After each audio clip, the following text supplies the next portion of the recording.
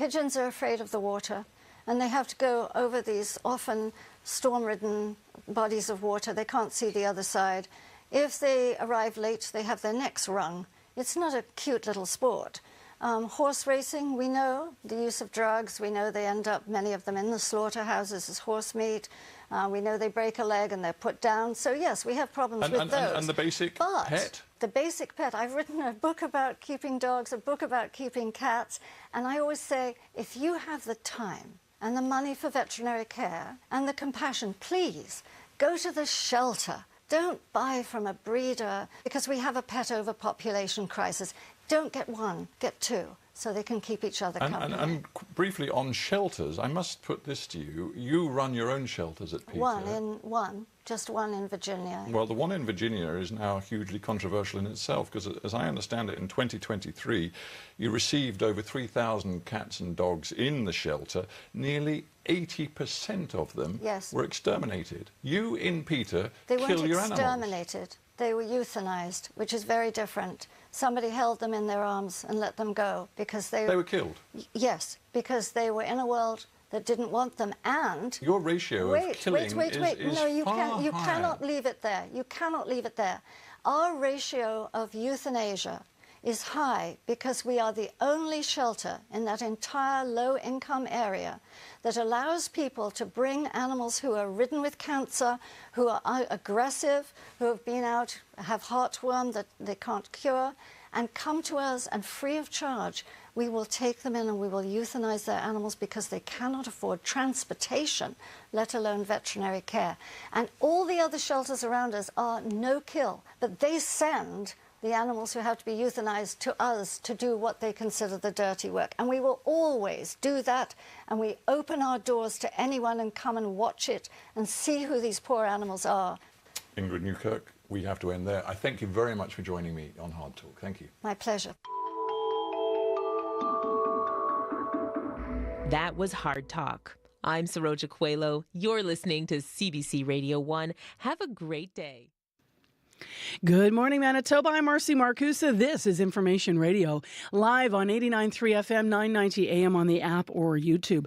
Thanks so much for joining us this morning. What a beautiful day yesterday was. So warm. Today we're going to return to more seasonal normal, still a little above normal, a high of 23 in Winnipeg with the sunshine. Let's go straight to Heather Wells, then we'll say good morning to the team. Heather's here with your headlines. Good morning.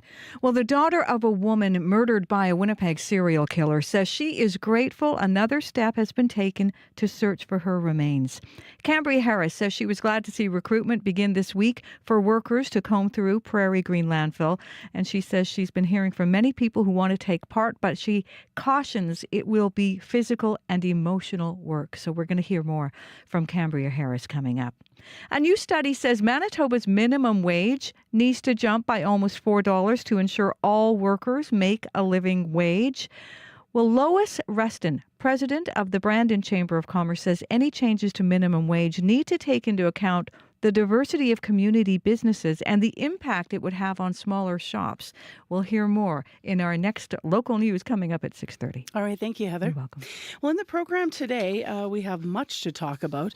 In the first hour of the show, we're going to be looking a little bit at what is happening with the city extending a wheelchair-accessible rideshare program. That is something that they started looking at it up to speed yesterday. So we're going to have a re-air of an important interview because obviously it's a situation that some people living with disabilities say drastically improve their lives. So we're going to look at that program.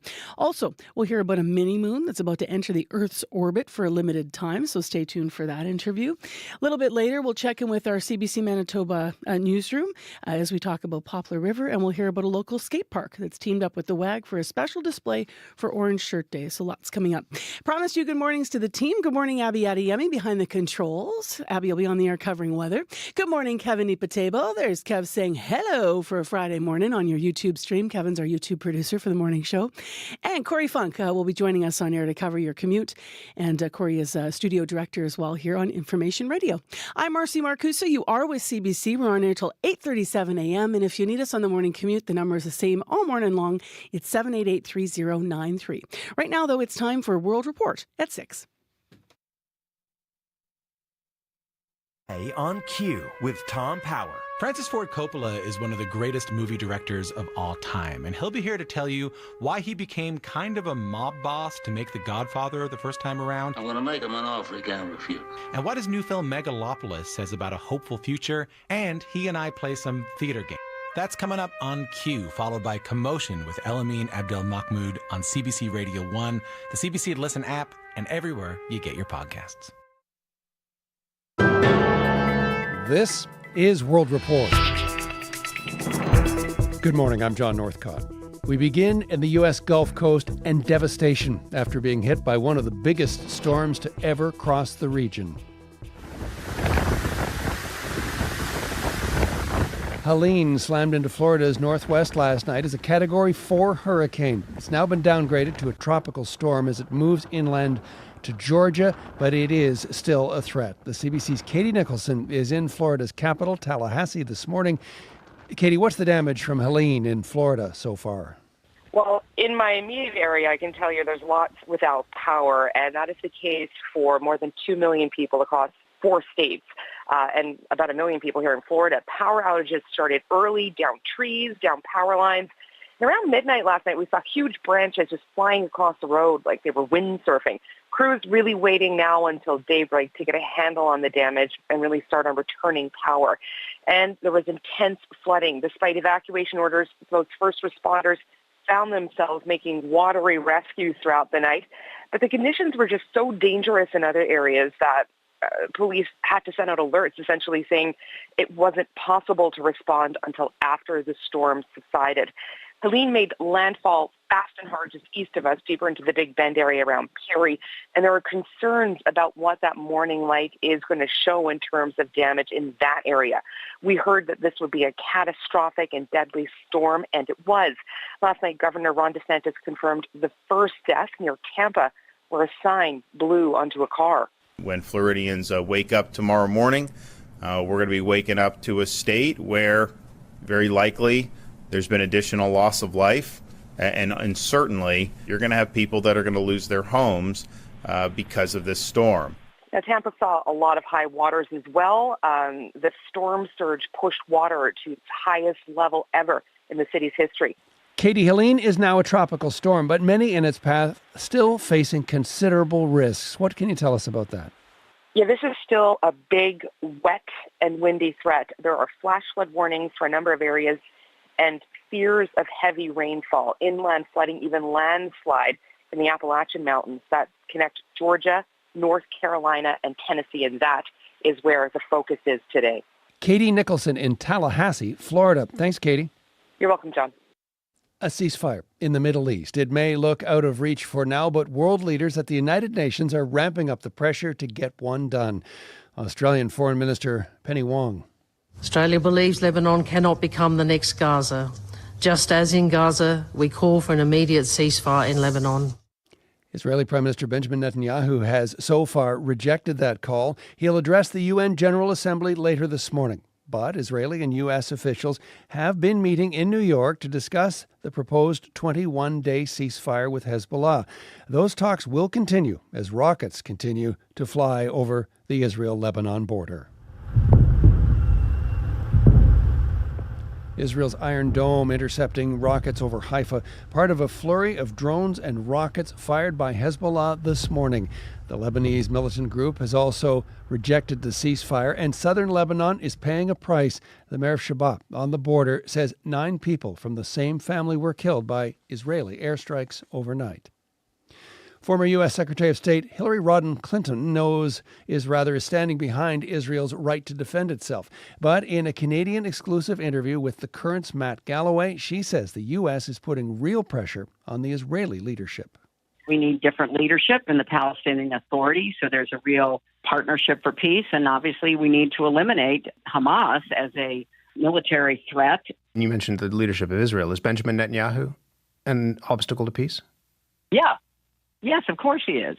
That is clear. He has been protested against by his own people who wanted him to do more to get the hostages home, who wanted him to pay more attention to the very legitimate needs of the Israeli people.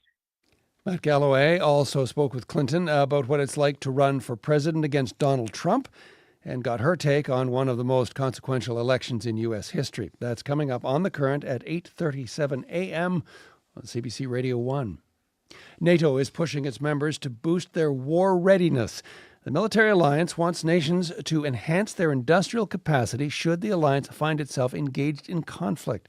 This includes such things as munitions production and other defense materiel. As Murray Brewster reports, this presents a big challenge for Canada. We are not on a war footing whatsoever. Kristen Cianfrani, president of the Canadian Association of Defence and Security Industries, a group representing weapons makers. This week answering MPs' questions about the state of Canada's arms production and the significance of NATO's call for nations to deliver definite plans to boost defence capacity. A strong, resilient defense industrial base is a new element of NATO burden sharing. That is significant because Canada has struggled to meet NATO's 2% defence spending commitment. Now it's being asked for plans to boost weapons production, something the country has not considered in great detail since the Second World War. You can say this is something we should definitely be thinking about. Vincent Rigby is a former National Security and Intelligence Advisor to the Prime Minister. While Canada has a Defence Production Act and the new defence policy promises more cooperation with companies, it has, according to documents, no overarching plan to mobilize government, the economy, and society in a way Ukraine has been forced to do. We better have our plans in place, including for mobilizing industry. One of the reasons Canada doesn't have a plan and hasn't given much thought is that during the Cold War it was assumed any confrontation with the Soviet Union would automatically have gone nuclear. Ukraine has shown long conventional wars are still possible. Murray Brewster, CBC News, Ottawa. Family members and support workers of a BC woman who was shot and killed by police say they want answers. She was shot by an officer after allegedly barricading herself in a room with her child. John Hernandez has the story. We want justice. We are sad. We are angry. In a crowded meeting room inside a Surrey library, friends and support workers of Vanessa Valencia are speaking out days after she was killed by police. Valencia was a newcomer to Canada from Colombia. There is no justification for this. Nadia Revelo Bolivar, a fellow Colombian, organized a solidarity committee for Valencia. The community is going to fight for justice for her and also for her family. Valencia is described by friends and family as a loving mother to her 18-month-old daughter. Her support workers say she was in and out of women's shelters before moving back in with her husband earlier this month. In the early hours of September 19th, police were called to the home. RCMP says she was barricaded in a room, allegedly holding a weapon near a toddler. After an interaction with an officer, she was shot and killed. Angela McDougall with Battered Women's Services says she doesn't believe Valencia would have ever harmed her daughter and wants to know exactly what happened. We do not know if the RCMP attempted any type of de-escalation. BC's Independent Investigation Office, which looks into incidents of death or serious harm involving police, is trying to determine whether the lethal use of force against Valencia was necessary. John Hernandez, CBC News, Surrey, British Columbia. Canada's transit agencies are joining forces to call for more funding. From Vancouver to Montreal and beyond, major budget shortfalls could force transit lines to dramatically slash service. Elise Skura reports. $600 million in Vancouver, $561 million in Montreal, $355 million in Toronto, and here in Ottawa, $120 million. Transit agencies across the country are facing major funding shortfalls, and slashing service could be a short-term solution that creates a long-term problem. We find ourselves trapped in a vicious cycle. Marco D'Angelo heads the Canadian Urban Transit Association. He and his members applaud the government for spending billions on transit infrastructure. But what about money to run buses and trains, still often emptier than before the pandemic? They argue public transit is not a luxury. It's a lifeline. It connects people to jobs and education and helps reduce congestion for those who drive. Andrew McCurran with Vancouver's TransLink argues that everyone who benefits should help pay. But he also knows the challenges. Ultimately, this is a political discussion, and it is up to policymakers to make the determinations on behalf of the public in terms of what's viable. MP Chris Biddle spoke to agencies on Wednesday on behalf of the department handing out this infrastructure cash. As for operational funding, He says, look elsewhere. We're not there to catch the ball for every time the Premier drops it, as much as they would like to. Pressure needs to be placed upon them. Elise Gura, CBC News, Ottawa. And that is the latest national and international news from World Report. I'm John Northcott. This is CBC News.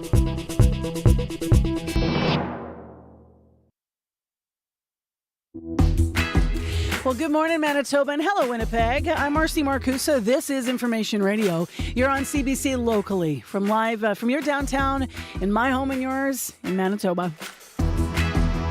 Thanks for joining us. You're on 89.3 FM, 990 AM, on the app and on YouTube. Another hot day ahead, not quite as warm as the last two. Abby with the forecast in a moment. So this hour on the program, we're going to be talking about a number of things. One of them is a new study showing that children all around the world are increasingly nearsighted. We're going to hear why might that be happening and also why it's of particular concern. So stay tuned for that. In addition, if you are like my friend Abby and you love looking to the skies, there's a near-Earth asteroid set to enter our planet's orbit. We're going to hear more about that coming up. A mini-moon. But we begin with something very much on the ground. We're going to hear more about the city of Winnipeg thinking about extending a wheelchair-accessible ride program because of the uptake it's had so far. So stay tuned. Speaking of local headlines, Heather Wells is joining us live from our newsroom this morning to tell us what's developing. Good morning. Good morning.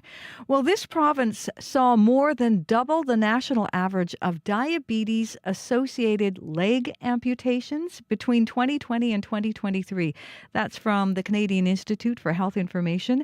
The numbers show age-standardized rates of diabetes-associated leg amputations were 19 per 100,000 in Manitoba, compared to 9 per 100,000 nationally. We're going to hear more about why that may be coming up.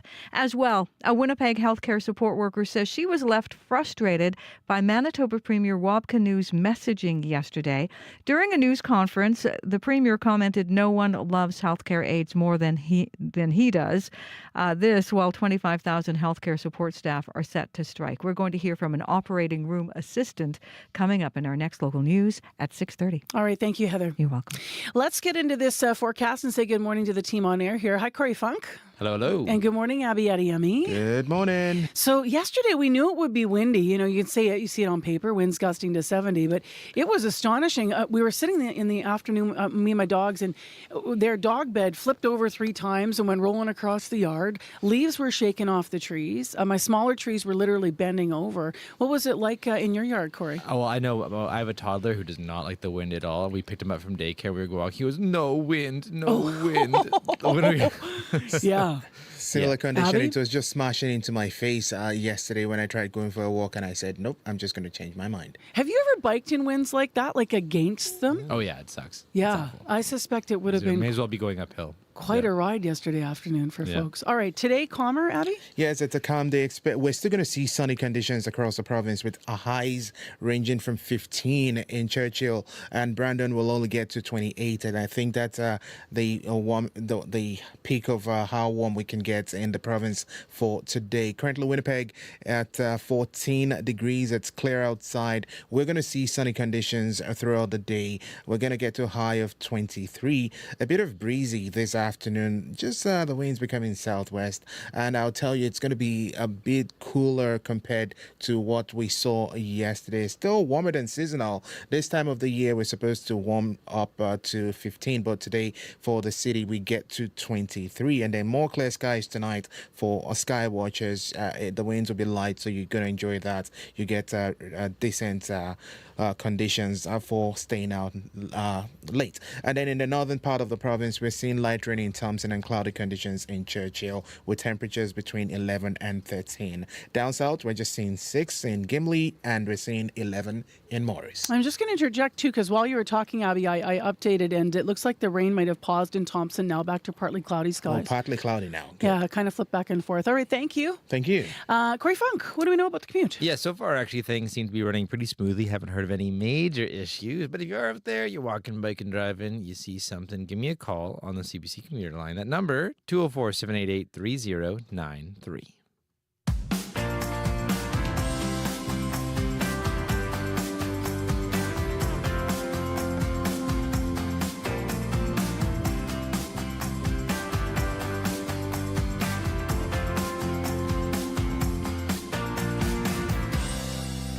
Well, let's begin with what I mentioned off the top of the hour here, and something that a lot of advocates have been talking about for years is being needed, an accessible rideshare program. It may be here to stay now. The Wheelchair Accessible Vehicle Pilot Program, or WAVE, was introduced by the city 3 years ago. Now, it aimed to increase the number of vehicles for people who use wheelchairs. The city says the program has been a success, reducing wait times, the city says, to under 20 minutes. Now, previously, the wait could be hours. 7 out of 9 rideshare companies in Winnipeg are part of the program. They do include also Duffy's and Taxi and Unicity. Grant Heather is the City of Winnipeg's manager of vehicles for hire. She says the city is considering making, as I mentioned, the program permanent. We've had lots of feedback from customers where they have explicitly said this is life-changing for them. They're now able to go to Jets games. They're able to go out for dinner with friends and family, or go to parties, go to events, and know that reliably they are going to get home instead of having to, either skip the night or plan not to go, or, have to find some other way that may not be as easy to use. Peter Tong is owner and principal of the accessibility consulting company, Peter Tong Consulting. He uses the WAVE program. He spoke with the CBC's Faith Fundal and Up to Speed yesterday. Hi, how are you? I'm doing fine. What about you? You heard Grant Heather describe there the feedback that the city has received, describing it life-changing. How would you characterize it? I agree with that very much. I think it's such a great supplement to the other parallel transit system. Your listeners may not know, but for the other systems, you have to pre-book set times, so you don't have much flexibility. Having a ride share allows you to have flexibility. My plans change regularly. I can use parallel transit for part of my day and then use ride share for the rest. How does WAVE work? So you essentially can book it at any time? Is that the intent of it? Exactly. There's an app, and much like the other ride share services for people that don't have disabilities, you go in, you put in your address, your time, and you can watch your car coming to get you. What's been your experience with the service so far? Certainly within the last year, it has really improved, and wait times are down to, on average, about 15 minutes. When you say improved, is wait time the biggest metric that you sort of look at in terms of whether it's successful or not? Yeah, assuming that everything is clean and safe and all of those basics, the next metric really is wait time. What do you think needs to change to make it better? I mean, we're hearing the city will extend it, but what do you hope the city can do differently to make the program better? Well, there's two things that I would encourage, and one is to have even more rideshare availabilities. The more we have, the better. I mean, I think it's important to understand that just because these particular cab drivers pick up folks with disabilities, they're perfectly capable of picking anybody else up too, so they're not limited. And I think for a lot of people, the rideshare service is expensive because they live in poverty. Mm-hmm. So I'd like the city to look at some sort of subsidy program so it becomes more available to those people as well. The city says that it's been receiving feedback. I imagine you're one of the folks who've provided feedback. What have those conversations been like with the city? You know what? Generally, they've been very positive. I think the city has largely been getting positive feedback, and I think that's why they're pretty eager to extend it. When you look at the Winnipeg Transit Plus system, because you described how this is a supplement to it, how does this compare to the Winnipeg Transit Plus system? It's much less expensive, but it's much less flexible. I have to know 2 days ahead of time what I'm going to do and set my beginning time and my end time, if you will. Doesn't allow a whole lot of spontaneity. I'm not sure how many people plan their days ahead like that. I'm not sure if that's something that would work for me either. Many of us plan a whole week ahead so that we have the services that we need. If the city was listening right now, what message would you want the folks running this program and the folks who've decided to potentially expand or extend this program to know? I encourage them to do that, to expand or extend the program. But I would also like to make the point that I think the parallel service, Transit Plus and the WAVE service, work together well in unison. One is not a replacement for the other. Peter, I appreciate you coming in today to talk about this. Thank you. My pleasure. And take good care. That's Peter Tong, the owner and principal of the accessibility consulting company, Peter Tong Consulting. He's also a Wave user. In conversation there with CBC's Faith Fundell and Up to Speed on CBC. Now, the next step for this is the Public Works Committee is expected to vote at least on this proposal to make the program permanent. And that vote is coming up on the October 2nd meeting, which is next week. The National Day for Truth and Reconciliation. It's a day of hope, awareness, and reflection.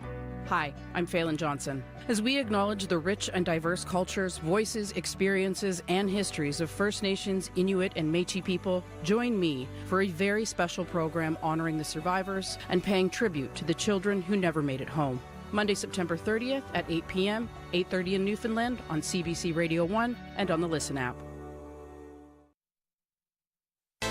Hey Canada, it's back. The Black Academy proudly presents the 2024 Legacy Awards. Are you ready for the glamour, the star power, the hype? A night to celebrate the achievements of established and emerging Black Canadians with show-stopping performances, inspiring tributes, and award presentations. Join me, Adrian Holmes, your host, for the 2024 Legacy Awards. September 29th at 8, 9 Atlantic, 9:30 in Newfoundland on CBC and CBC Gem. It is 6:21 a.m. It's Friday, everyone. Last Friday of September. I feel like we just were talking about the first day back to school in the first week, but here we are. 14 degrees, mainly clear, and a high today of 23 with lots of sunshine. Beautiful fall day coming. We'll feel a bit more fall-like than summer, but we are definitely still above normal and can't ask for much more. Winds are going to be much calmer than yesterday. Winds will be southwest at 20. Right now in Brandon, it's 6 degrees. Thompson is partly cloudy and 11 after some light showers earlier. And I will mention Winnipeg downtown's at 14 degrees. It's one of those mornings where we have a difference in temperature. So at the airport, it is 10 degrees. Well, I should be mentioning also that tonight the sky is going to be clear and tomorrow is going to be sunny and clear again because we're about to have an interview about the sky. On Sunday, a new temporary mini-moon is expected to be in Earth's orbit. The mini-moon is actually a near-Earth asteroid called 2024 PT5. To talk about it, who else? Science writer and author Andrew Fazekas is with us. He's in Montreal this morning, but joins us via Zoom. Hi, Andrew. Hi there. So tell us more about this mini-moon. Yeah, so this little guy is really small. He's only about 10 meters across. So I like what astronomers who discovered it described it as, think of two giraffes on top of each other. That's about the size of what we're talking about. And it's not going to be too close. It's going to be as close as 1.5 million kilometers away. So that's over 3 times the distance that the moon, our big silvery orb we see in the sky, is. And it's part of a small family of asteroids called the Arjuna group of asteroids, which basically is a small little ragtag group of rocks that trail behind Earth as we orbit the sun. And every once in a while, it seems like, this is what astronomers are discovering with this new moon, that a member of this Arjuna family of rocks get pulled in by Earth's gravity every once in a while, get captured by Earth's gravity. And that's what's happening this Sunday on the 29th of September at 4 p.m. Eastern time is when this happens. It officially gets captured by Earth's gravity, gets close enough, and starts orbiting our world. So 3 p.m. our time, Central Time, because you said 4 Eastern. I'm just doing the math. How long will this happen?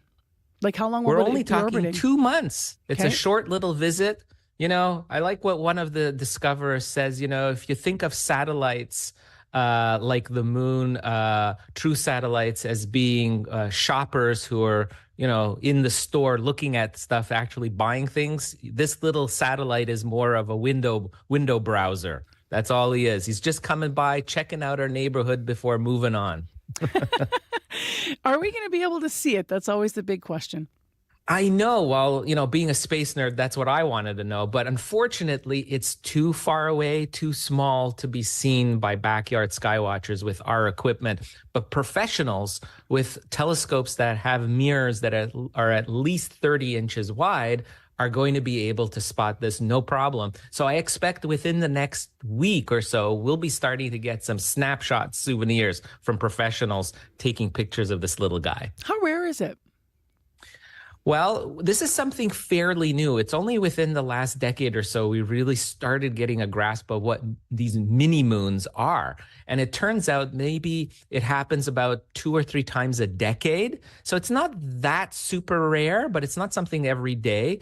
In fact, this little guy that we're talking about now, that's going to be our mini moon, this is its second visit. 1960, it made its first visit. We didn't see it at the time. Nobody recognized it, of course, but we can look back at the models, the computer models showing the orbit of this little asteroid, and it tells us that this is its second visit. And there has been another incident in the 1990s where a rock a little bit bigger than this one went into orbit around the Earth for 2 years. So this guy is only for 2 months, and it's a partial orbit. It's not even a complete orbit, circular orbit around our planet. But there has been instances where others have gone into orbit temporarily before being tugged away by the sun's gravity. I mean, for those people of a certain age, you might be thinking about Armageddon this morning, the movie, that is, because there's so many movies based on asteroids hitting Earth. Are they dangerous? How dangerous could they potentially be? Or is this all the stuff of movie fiction? Well, look, I mean, Hollywood has great imagination with this, but, but this little asteroid is too small to really have any devastating effects, really, on Earth. There was an incidence of a similar sized rock in 2013 that entered the atmosphere above a small town in Siberia. It was the size of a dump truck, this rock. It exploded in the upper atmosphere, and the shock wave actually kind of broke windows in a town that was just underneath that explosion. So yes, there can be very, very localized effects from a rock this size if it hit us. But really, there's no chance of this one happening in this case, and we can predict out to many decades, out a century, in fact, that there is no chance of it hitting. Beyond that, we can't tell. But these are what are classified as near-Earth objects. When asteroids come close to Earth or their orbits intersect with Earth's path around the sun, that's when we really take note and we follow them. And we have a catalog of thousands of these kind of small rocks that intersect our orbit. This week, Andrew, there was news about advances in using nuclear bombs as a way to prevent asteroids from hitting Earth. What can you tell us about that research? Yeah, this is fascinating, and again harkens to the movie Armageddon, where Hollywood used thermonuclear bombs to explode an asteroid. Well, scientists in New Mexico at the Sandia National Laboratory actually published a paper this week in the journal Nature Physics that explained that they did a tabletop small little experiment to look at the proof of concept of using thermonuclear weapons as a potential way of a planetary defense for very large rocks. I mean, the one that killed the dinosaurs and caused mass extinction 66 million years ago was a 10-kilometer wide rock. So if we're talking about something that large, how do we protect ourselves from something like that? And it turns out Hollywood may have gotten it right in some sense of being able to send thermonuclear bombs close to an asteroid. Maybe that's 5 years, 10 years away from hitting us. We can actually move it, nudge it to the side by exploding a bomb next to it. It has enough force to push that large rock, asteroid, off so that it becomes a near miss and not a hit. And it's just amazing to think that a thermonuclear weapon, a weapon of mass destruction that could destroy our civilization, could be the savior of humanity too. It's incredible. Thank you very much for walking us through all this. We're also all enjoying your background because we're seeing all the space stuff behind John's Zoom this morning and on YouTube. Take care, Andrew. Thank you. Awesome. Clear skies. That's Andrew Fazekas, a science writer and author of Stargazer's Atlas, the ultimate guide to the night sky, published by National Geographic. We reached him this morning in Montreal, and if you were watching on Zoom, you got a bit of a treat. It is 6:29 a.m., and I'm Marcy Marcusa. This is CBC 89.3 FM, 990 a.m. on the app and YouTube, here with our team. Corey, Kevin, and Abby, our live crew here. We'll go to Heather Wells in our news center as well in just a few minutes from now. You're on your drive this morning. If you need us, 788-3090. 1093 on your morning commute if you see any issues out there. Just always like to remind you of the number. And we have business news coming up. Phil Demont on the show again this morning, filling in for Krista Lee this week. We're going to hear more about Canada's July GDP numbers. They are out today, coming out today. We'll hear more about what's expected. In addition, the makeup of some boards at Canadian companies is changing, but the pace is slowing down. So we're going to get some analysis of fewer women getting new seats on company boards and look a little bit through a business lens at that trend. So stay tuned. It's all still ahead right here on Information Radio. Right now, though, your CBC Winnipeg News. This is CBC News. Good morning. I'm Heather Wells in Winnipeg. At 6:30, it is 14 degrees. A little bit of relief from yesterday's heat and wind today. We have sunshine, a warm high of 23, just a bit of a southerly breeze. That heat is going to return for this last weekend of September. The Canadian Institute for Health Information is taking a deep look at diabetes care in Canada. A new report shows age-standardized rates of diabetes-associated leg amputations were 19 per 100,000 in Manitoba compared to 9 per 100,000 nationally. Jeff Hines is Manager of Population Health at the Canadian Institute for Health Information. Amputations, well, it's a really devastating outcome. All right, it's life-altering for patients, families, and so I think that's a really important reason why we thought that this was an important topic. Hines says it can be challenging drawing comparisons across provinces and territories, but he says the analysis finds people living in a remote area tend to have higher rates of leg amputations, which could be one of the factors contributing to Manitoba's numbers. Cambria Harris says she is grateful another big step has been taken towards searching Prairie Green landfill. She is the daughter of one of the two First Nations women whose remains are believed buried in the landfill north of Winnipeg. They are two of the 4 victims of serial killer Jeremy Skibitsky. Harris says she was pleased to see recruitment begin this week for workers to search the landfill, but she thinks it's only right first consideration be given to Indigenous people.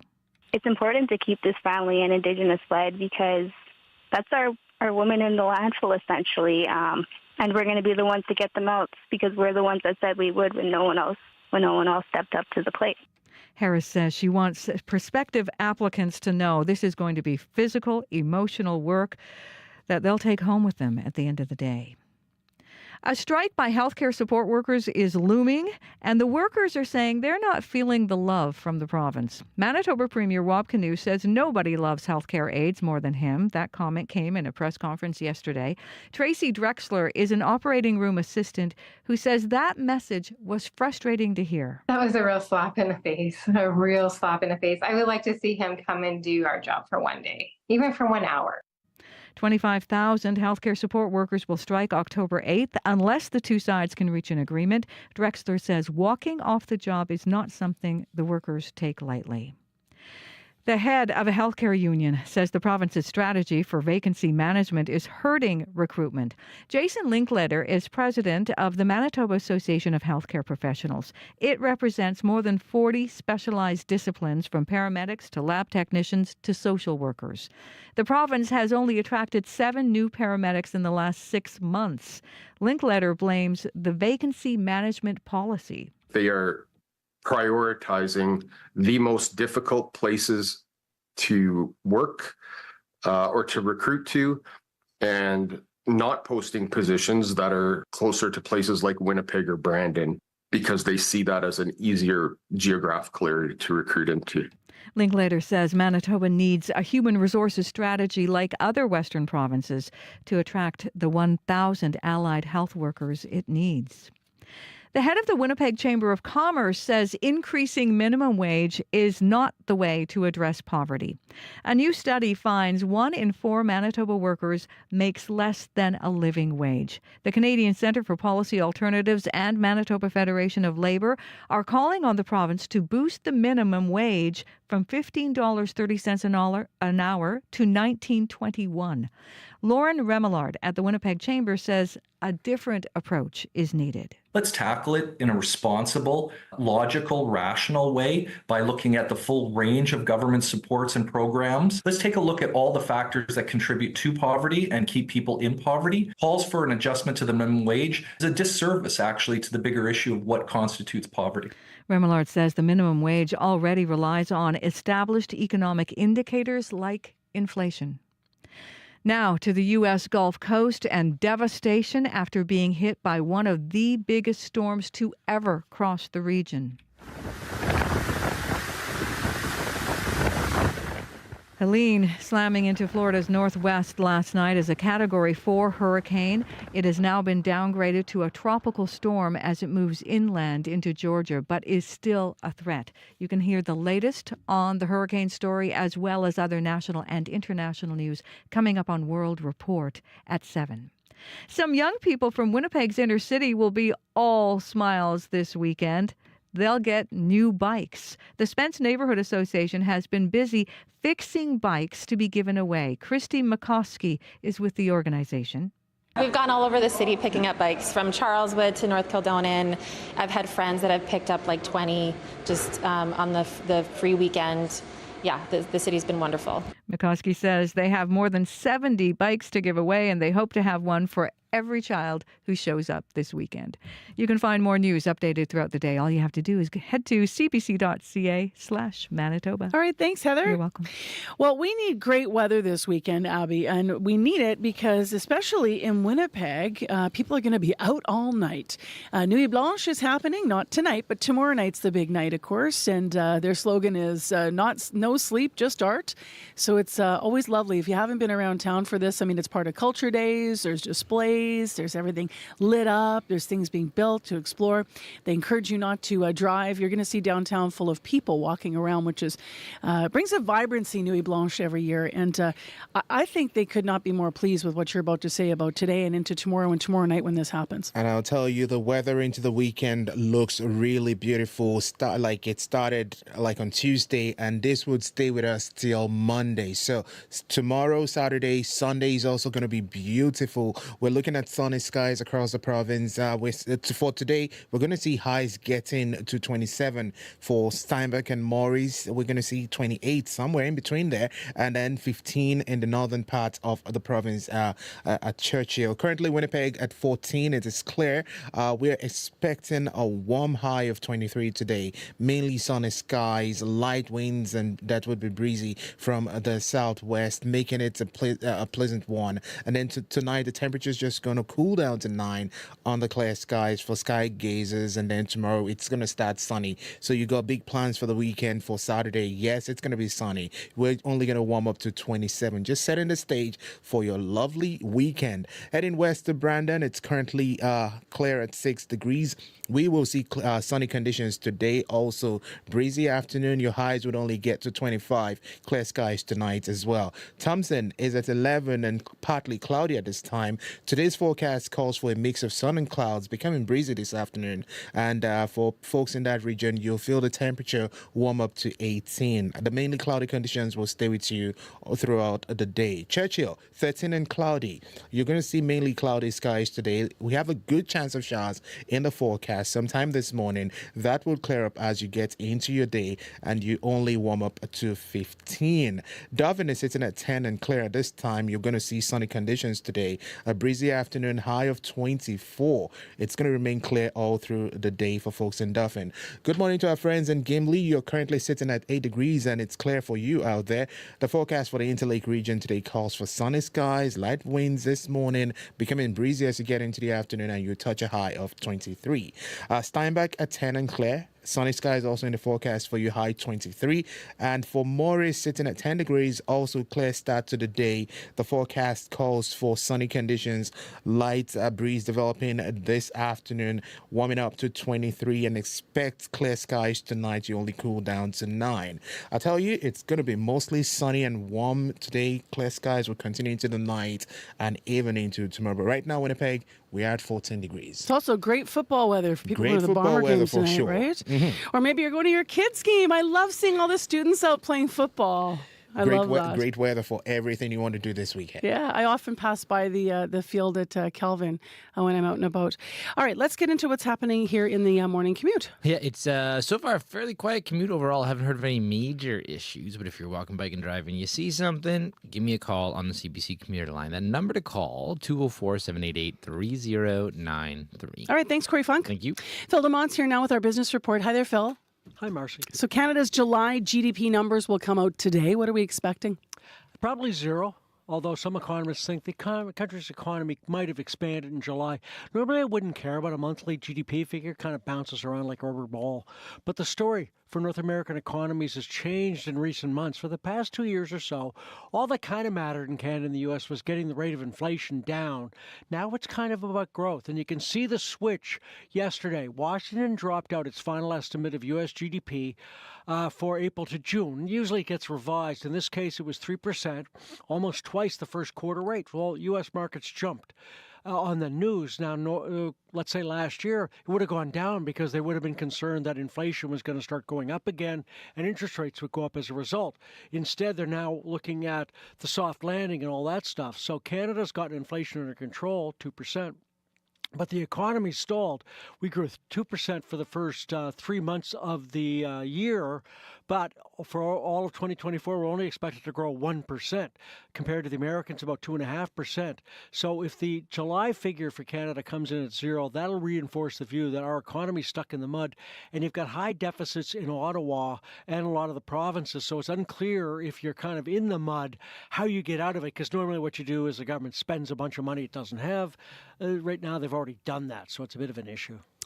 Speaking of issues, let's have a look at the makeup of boards at Canada's companies. It is changing, but I understand the pace of that change is slowing. So can you walk us through this?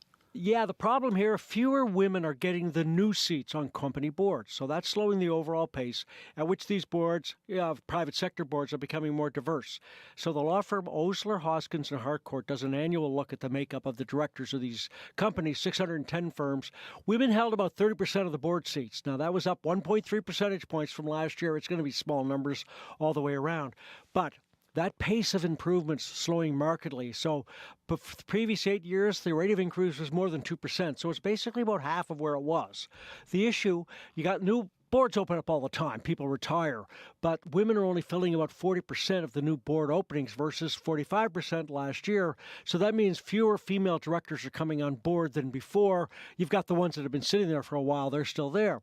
General sense, diversity initiatives within North American companies are losing momentum. We've seen a number of them pull back because of backlash from more conservative groups.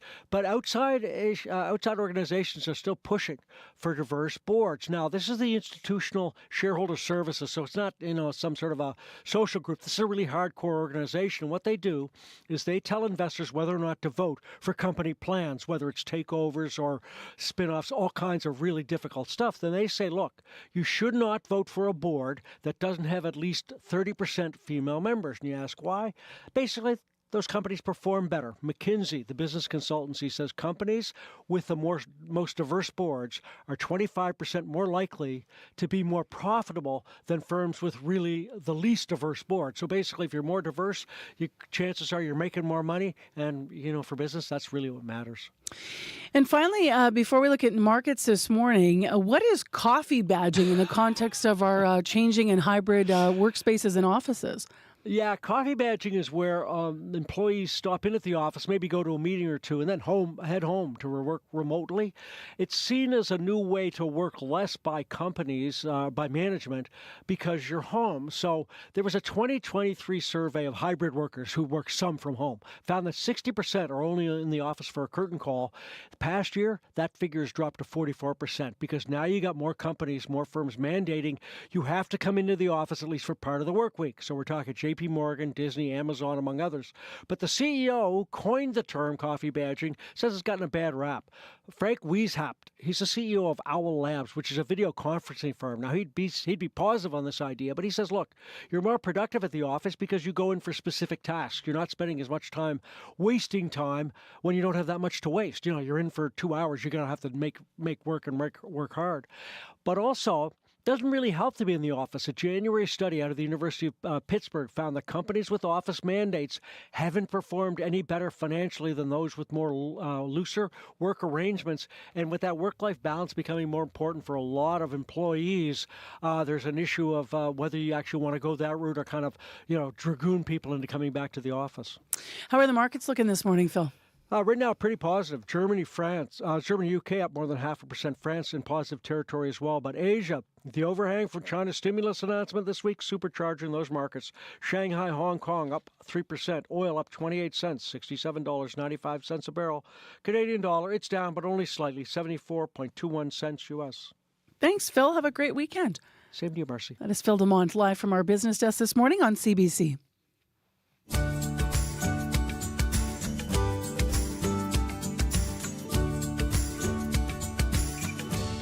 It's 6:45 a.m. Still ahead here on Information Radio. A school in Winnipeg, in fact, a whole division in Winnipeg, is spreading special community messages for National Truth and Reconciliation Day. We're going to hear what it means to some of its students and what they're doing to reflect Monday, September 30th, TRC Day.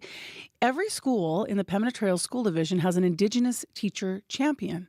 So CBC's Jim Agapito visited one of those people in her classroom. Stay tuned. We'll have that story for you after 7. Right now, recruitment has begun to find the people that will help to look for the remains of Morgan Harris and Mercedes Myron. As you've been hearing in the news, that process has now started. Harris and Myron, the two First Nations women whose bodies are believed to be in the Prairie Green landfill north of Winnipeg. They are 2 of the 4 victims of a serial killer who was convicted earlier this year. Let's hear more from Cambria Harris this morning. Cambria is the daughter of Morgan Harris. She spoke with CBC's Caitlin Garlick about how it feels to see the process of recruitment for those who will do this work get started.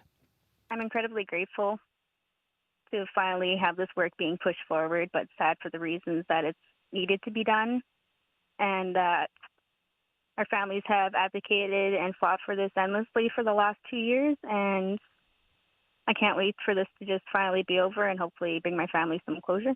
Have you heard about anyone being interested? Oh, yes, there is one thing I wanted to say. There was one guy back when Heather Stephenson was still in office and we were protesting the decision to not search the landfill and blocking access to the road. A man actually came up and passed me a note and with his name and number and said he will search. And I've had a few instances like that. Just random people leaving me their contact information, emails. Endless amount of names of just people from far and wide just wanting to help. What does that feel like? I guess it's the broader thing, but also like when just a stranger comes up to you and says, like, I'm ready to do this. It really, really shows you the empathy that human beings can share. And I think it's beautiful to know that people are willing to take on that kind of work for the sake of closure for families like myself and just for community overall. And it shows that their heart's really there, and that they're a good person. I don't know what else to say to that. Really, just it's honoring to know that someone's willing to go to those lengths for a complete stranger that they don't know, like my mom, like her families, for the sake of closure. Is there anything that you would want to say to people who are thinking about applying, like things you want them to consider or anything like that? Mm-hmm. My families and I have talked about this over and over again, is that this is not just a search. This is not just a searching of a landfill. You're going there for not only the retrieval of remains, but to hopefully help bring a family closure, to finally put an end to that grief that they've had for so long. Not only that, this is emotional work. It's not just physical. It's emotional work that you will carry home at the end of the day, because you'll be sitting there wondering if the job was done correctly. if this is actually going to happen. And I guess I would say that we're really just all in this together, and I really hope that this will bring my mom home, but also pave the way for systematic change so that we don't ever have to do this again. That is part of a conversation that CBC's Caitlin Garlick had with Cambria Harris, the daughter of Morgan Harris. If you want to read more about the story and the recruitment efforts, which have now begun, please go to our website at cbc.ca/Manitoba, and we'll have more throughout the morning on the news with Heather Wells. The CBC News app delivers the answers you want to know and need to know. What an extraordinary scene. The breaking stories that shape your world. Reporting from the scene onto your screens. Dropping the 8 now. We're just approaching Gaza. Your source for mobile news. Delivered when you want, where you want. This situation has changed very quickly. The CBC News app. Download for free. Well, I get to let the cat out of the bag, so they say, because yesterday I was on the phone after the show confirming a live location for a show we're going to be doing. Corey and I are going to be hitting the road again. So Information Radio Live is part of Communities in Focus in Lac de Bonnie. So we're going to be up in Lac de Bonnie for our live show on October the 10th. It's a Thursday in a couple of weeks from now. So if you want to make a date to pop in, to be part of the program, or if you want to reach out in advance and tell us about your life in Lac de Bonnie or in the wider Lac de Bonnie area. What are your, why do you live there? What are the stories that you think we should share or hear while we're up there? So, of course, we have a team going up for the week to Lac de Bonnie, but Corey and I are there for the Thursday morning show, October 10th, and our location is Drifters. The Drifters Inn. Thank you so much, Drifters Inn, for agreeing to have us on location with you. So Thursday, October 10th, maybe you can make a date and be part of our broadcast. If not, you can always DM me on Facebook, or you can reach out to the show directly at radio893@cbc.ca. Well, next on the program, a recent study in the British Journal of Ophthalmology found that over a third of children worldwide were nearsighted in 2023. Now, that number could climb to nearly 40% in the coming decades. Researchers link it to factors like early formal education and screen time. And we wanted to talk more about it. Dr. Rana Taji is with us this morning. She's the owner and medical director at Toronto Medical Eye Associates. Good morning. Good morning. How are you? I'm well. Can you briefly explain, before we kind of get into the concerns here about the stats I was mentioning, what nearsightedness or myopia is? Nearsightedness or myopia is a visual condition where faraway objects appear blurry as a result of either an irregular shape to the cornea or an elongated length of the eyeball. So you have trouble seeing far, but you can see near. That's correct. Got it. Why are more children becoming nearsighted in the world? Because essentially what's happening is that in our pediatric population, they're spending more and more time at sustained near work and on electronic devices, where they're focusing more intently on their near, and then as a result, the eyeball, in order to focus things up near, is elongating in order to create a more clear image up close. But then that essentially is then creating blur at distance, because what happens when light enters into the eye, it's supposed to focus the rays directly on the retina, allowing us to see a clear image in the distance. But when we get an acceleration of the elongation of the eyeball, what happens is then the images are more clear up close, but then blurry far away. And the biggest factors, as you were alluding to there, are what that's causing this? Is screen time that's accelerated at an alarming rate in our pediatric population, because what's happening in our children is that they're supposed to be more utilizing their vision for far outdoor play. And as we adopt more of a sedentary lifestyle and where they're on the screens and near sustained work, then that is accelerating the lengthening of the eyeball and creating more nearsightedness. And can you outline more details around why starting a formal education may have an early impact on a child's eye health? Because it's essentially what's happening is they're decreasing the amount of time that the children are utilizing their vision for far activities. And so they're, in essence, now starting to look at near work for a sustained longer period of time.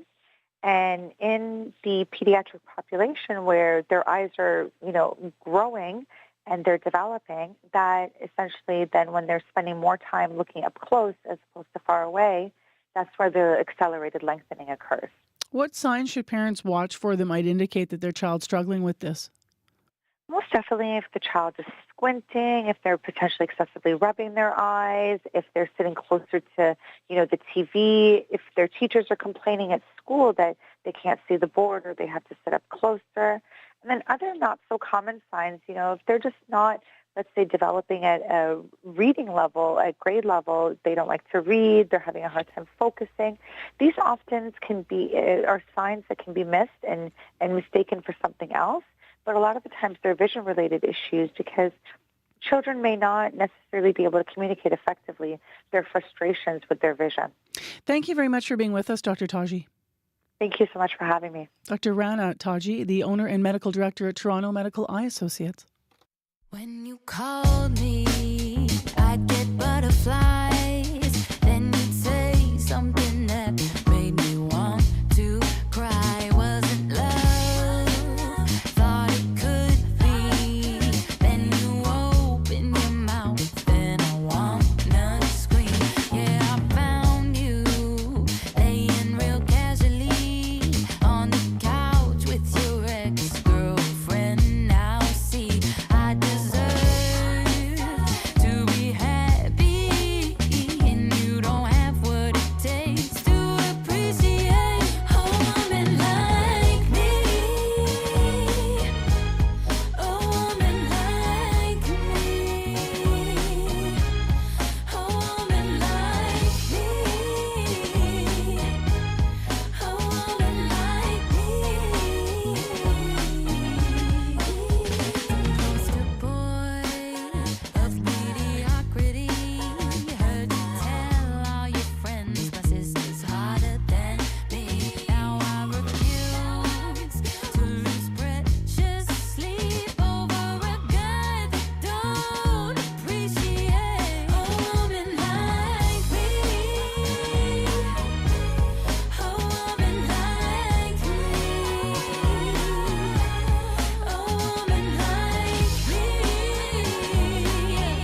A woman like me.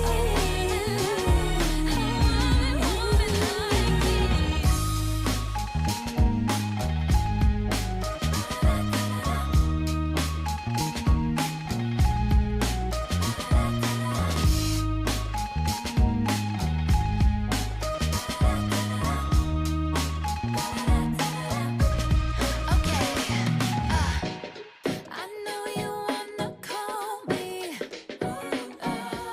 I don't want you to, don't call me. You keep saying that you want me, but I only want a man who can appreciate a woman like me. A woman like me. A woman like me.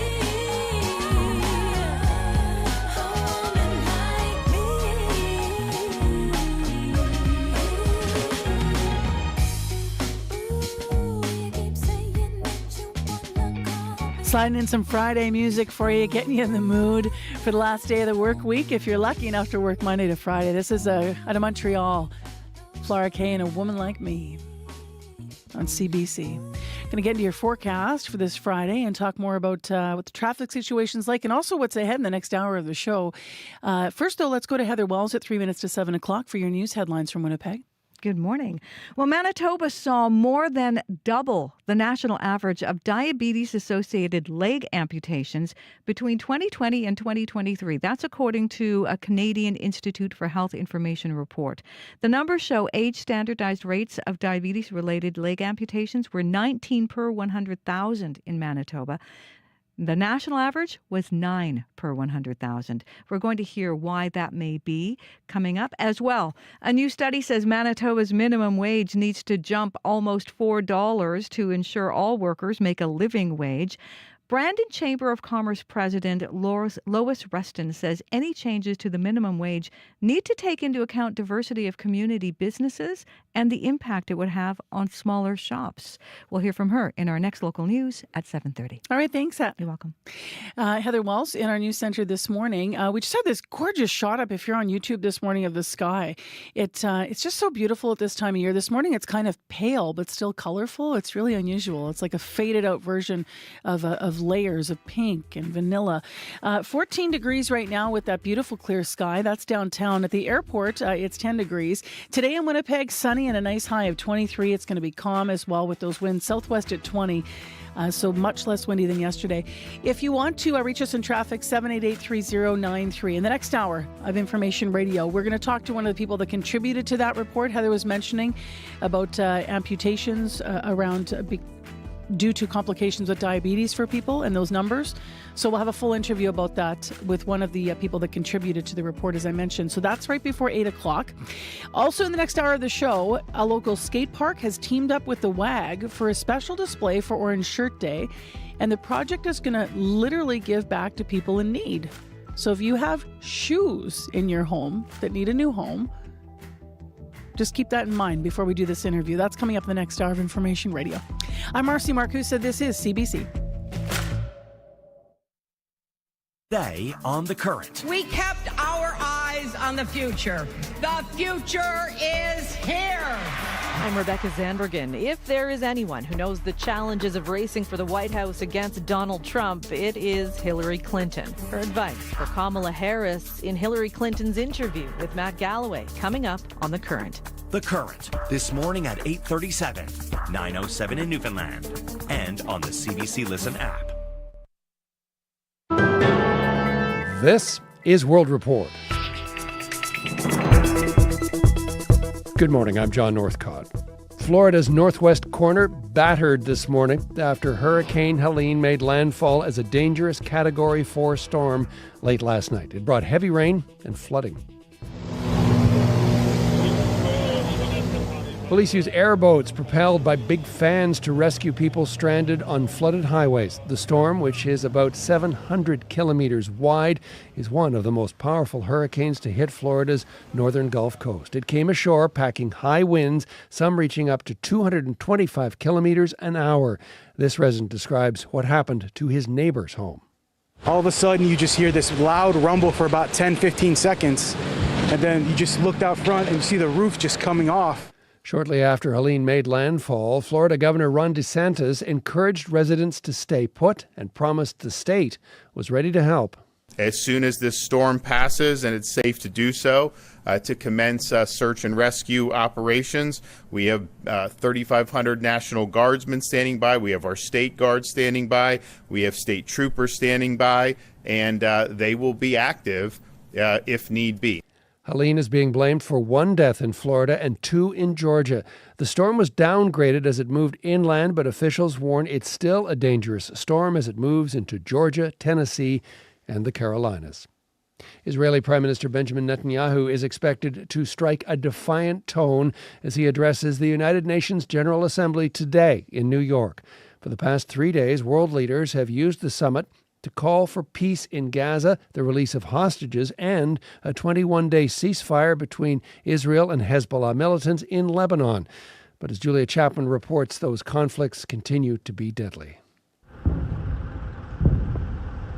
Israel's air defenses taking aim at Hezbollah missiles. The cities of Haifa and Tiberias were targeted by the Lebanese militant group this morning. Israel, meanwhile, continued bombarding Lebanon overnight. The mayor of the border town of Sheba said 9 members of a single family were killed, including 4 children. As fighting between Israel and Hezbollah ramps up, so too do calls for a ceasefire. This morning, Beirut resident Samir expressed optimism that one could be reached. When you have power, when you have your power, the people have to agree to stop ceasefire.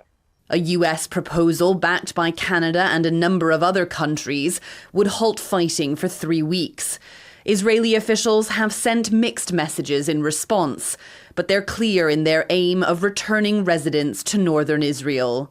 Khalid bin Bandar Al Saud is the Saudi ambassador to the UK. We have to convince not just the Israeli government, which I think is a very difficult prospect, but the Israeli people that the path to a secure future for the state of Israel is to resolve the actual problem, not to create a new one. It's not clear that Hezbollah would agree to a ceasefire either. It's vowed to continue attacking Israel until the war in Gaza ends. Julia Chapman, CBC News, London. Japan's ruling party has picked the country's next prime minister. Ishiba Shigeru-kun 215票であります。 Political veteran Shigeru Ishiba was elected the new leader of the governing Liberal Democratic Party. The 67-year-old is a former defense minister. The vote was triggered when outgoing Prime Minister Fumio Kishida announced he would not seek re-election. He'd been plagued by fundraising scandals and low approval ratings. The U.S. election is about 40 days away, and if there's anyone who knows what it's like to run for the country's top job against Donald Trump, it's Hillary Rodham Clinton. She's the first woman to be nominated for U.S. president by a major political party, and she spoke with the Current's Matt Galloway in a Canadian exclusive interview about her hopes for Democratic presidential nominee Kamala Harris. I think she's got the character and the values to be the kind of president that we need. And she says over and over again, she wants to be a president for all the people. And when she defeats Trump, maybe the fever will break. You know, maybe we can begin to find some common ground again, and we'll get back to a Republican Party that you can have legitimate debates about. You can hear Hillary Rodham Clinton's full interview with Matt Galloway on The Current. Find it everywhere you get your podcasts, or tune in to CBC Radio 1 this morning at 8:37 a.m. The dream of studying in Canada is waning in India. Students are starting to pin their hopes for an international education on other countries now that Ottawa has announced a 10% cut to the number of foreign students it will admit. Our South Asia correspondent Salima Shivji has more from Mumbai. I do not consider Canada as my option now. Dilraj Singh used to dream of studying in Canada when he was a teenager, but now the 21-year-old has given up on that idea, opting for Australia instead. Students are really suffering in Canada for getting jobs and all. Singh decided to switch tracks a few months ago before Ottawa officially announced it was reducing the number of international study permits it gives out by another 10%, a bid the government says to tackle a housing crunch. And Singh is not alone in abandoning his original plan. I know their dreams are on hold, but it's very tough to tell them about this. Many Indian students who want to come to Canada have paused their applications, says Punjab-based study abroad consultant Sumit Jain. Some 70% of the students he helps, he says, desperately want clarity from the Canadian government. Canada bringing information bits and pieces. They are not coming up with the concrete information in one go. So every time it leads to more questions than answers. The dip in interest among Indians, which make up the vast majority of Canada's foreign students, is only deepening, says another education consultant, Pavneet Sidhu. We used to send thousands of students, but right now the numbers have decreased to like 25% of what we used to do last year. He says it might take months, but Sidhu still has hope interest will rebound, even if more students are now musing about going to Germany or Finland than Canada. Salima Shivji, CBC News, Mumbai. Relations between Nova Scotia's wine producers and the province are souring, all due to a disagreement over subsidies. Taryn Grant explains. In Nova Scotia's Annapolis Valley, the grapevines are full and ready for harvest. Those are ripe. Delicious. A few farm winery owners walk amongst the rows and share a laugh. But how they are with each other is in stark contrast to how things are between them and the provincial government. This week, wine growers resigned from a working group with the province and rejected an offer for a new subsidy. It would have gotten them more money, an extra $1.6 million on top of an existing $5 million. But Carl Coutinho says that's not his priority. Coutinho is the owner of the Avondale Sky Winery and chair of Wine Growers Nova Scotia. And we're not looking for more money. We're looking for the proper investment structure. It needs to be more focused on the agriculture side of our industry. We're grape growers first. We're farmers first. The offer comes 6 months after the province hit pause on a subsidy for companies that import wine and bottle it in Nova Scotia. In 2 months, 2 companies took home over $1 million. Local growers complained that it jeopardized an industry they grew from seed. Now the province wants to bring back the commercial subsidy with some adjustments. Lalani Kumaranyaka is a senior bureaucrat for the provincial government. She's defending the proposal. It's what we think is fair, and it's consistent with the evidence that's been provided. She says the government won't force anyone to take money it doesn't want, but they aren't pouring the offer down the drain. For now, it'll stay on the table, waiting for takers. Taryn Grant, CBC News, Halifax.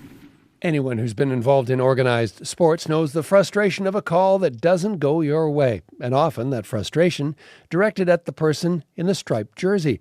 But in recent years, hockey leagues across the country have tried to stop people from yelling at officials.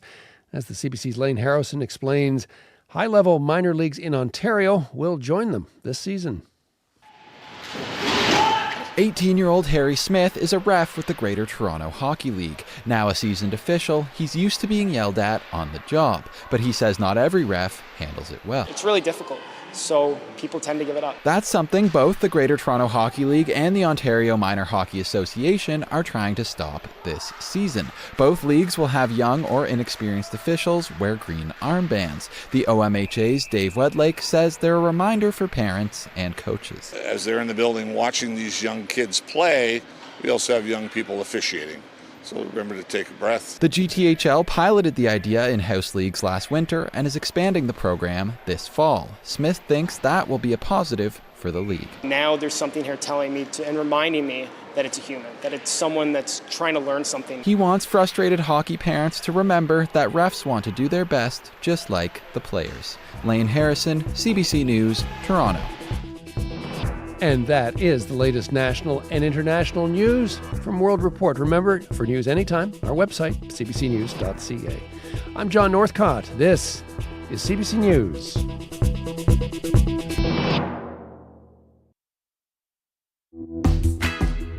Well, Project Beautiful Fall continues across this province of ours.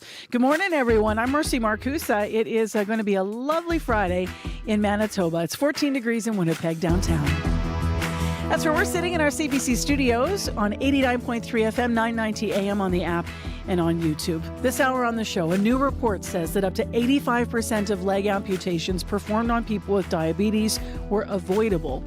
But unequal access to prevention and care services made them inevitable.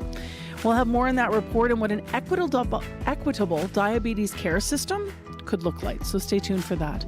In addition, this hour on the show, it's a piece of art that's meant to be dismantled and used by the community. Coming up, we're going to hear about something that's part of Nuit Blanche. It's a special collab between the WAG and Petit Quay Skate Park, and it's a piece of art that's being made for Orange Shirt Day. We'll hear all about it. Right now, let's go to Heather Wells, who's with us from our news center this morning with headlines. Good morning. Good morning. The daughter of a woman murdered by a Winnipeg serial killer says she is grateful another step has been taken in the search for her remains. Cambria Harris says she was glad to see recruitment begin this week for workers to comb through Prairie Green Landfill. But she cautions it will be physical, emotional work that will weigh on those who sign up.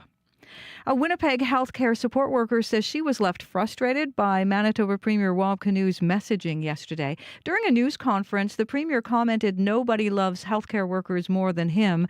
That, while 25,000 healthcare support staff are set to strike. We're going to hear from an operating room assistant who says the province's messages aren't lining up with its actions. I'll be back with more Manitoba news at 7:30. All right. Thank you, Heather. You're welcome. Well, I just mentioned we're going to have that story about that collaborative art piece that's being created. And pardon me, because I have Nuit Blanche in my head, which is happening on Saturday night. But this art piece is about Monday. It's about TRC Day, and we will learn more about how it's being constructed.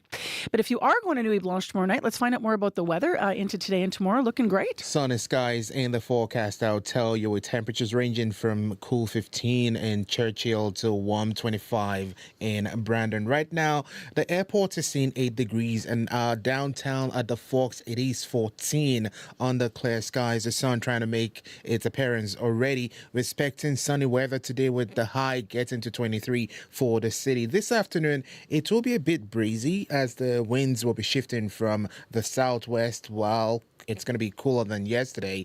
We're still remaining above seasonal average, which is supposed to be 15, but today we're getting to 23. In other regions, the northern areas will see highs around 18, while the southern regions will get to 25. We're going to warm up to 25 for most southern areas, allowing, most places to enjoy, I call it a pleasant day with sunny conditions. Churchill currently at Churchill is at 12 degrees and Thompson is at 9.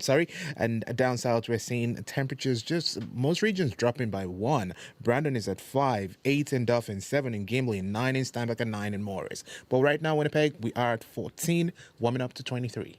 Thanks, Abby. Thank you.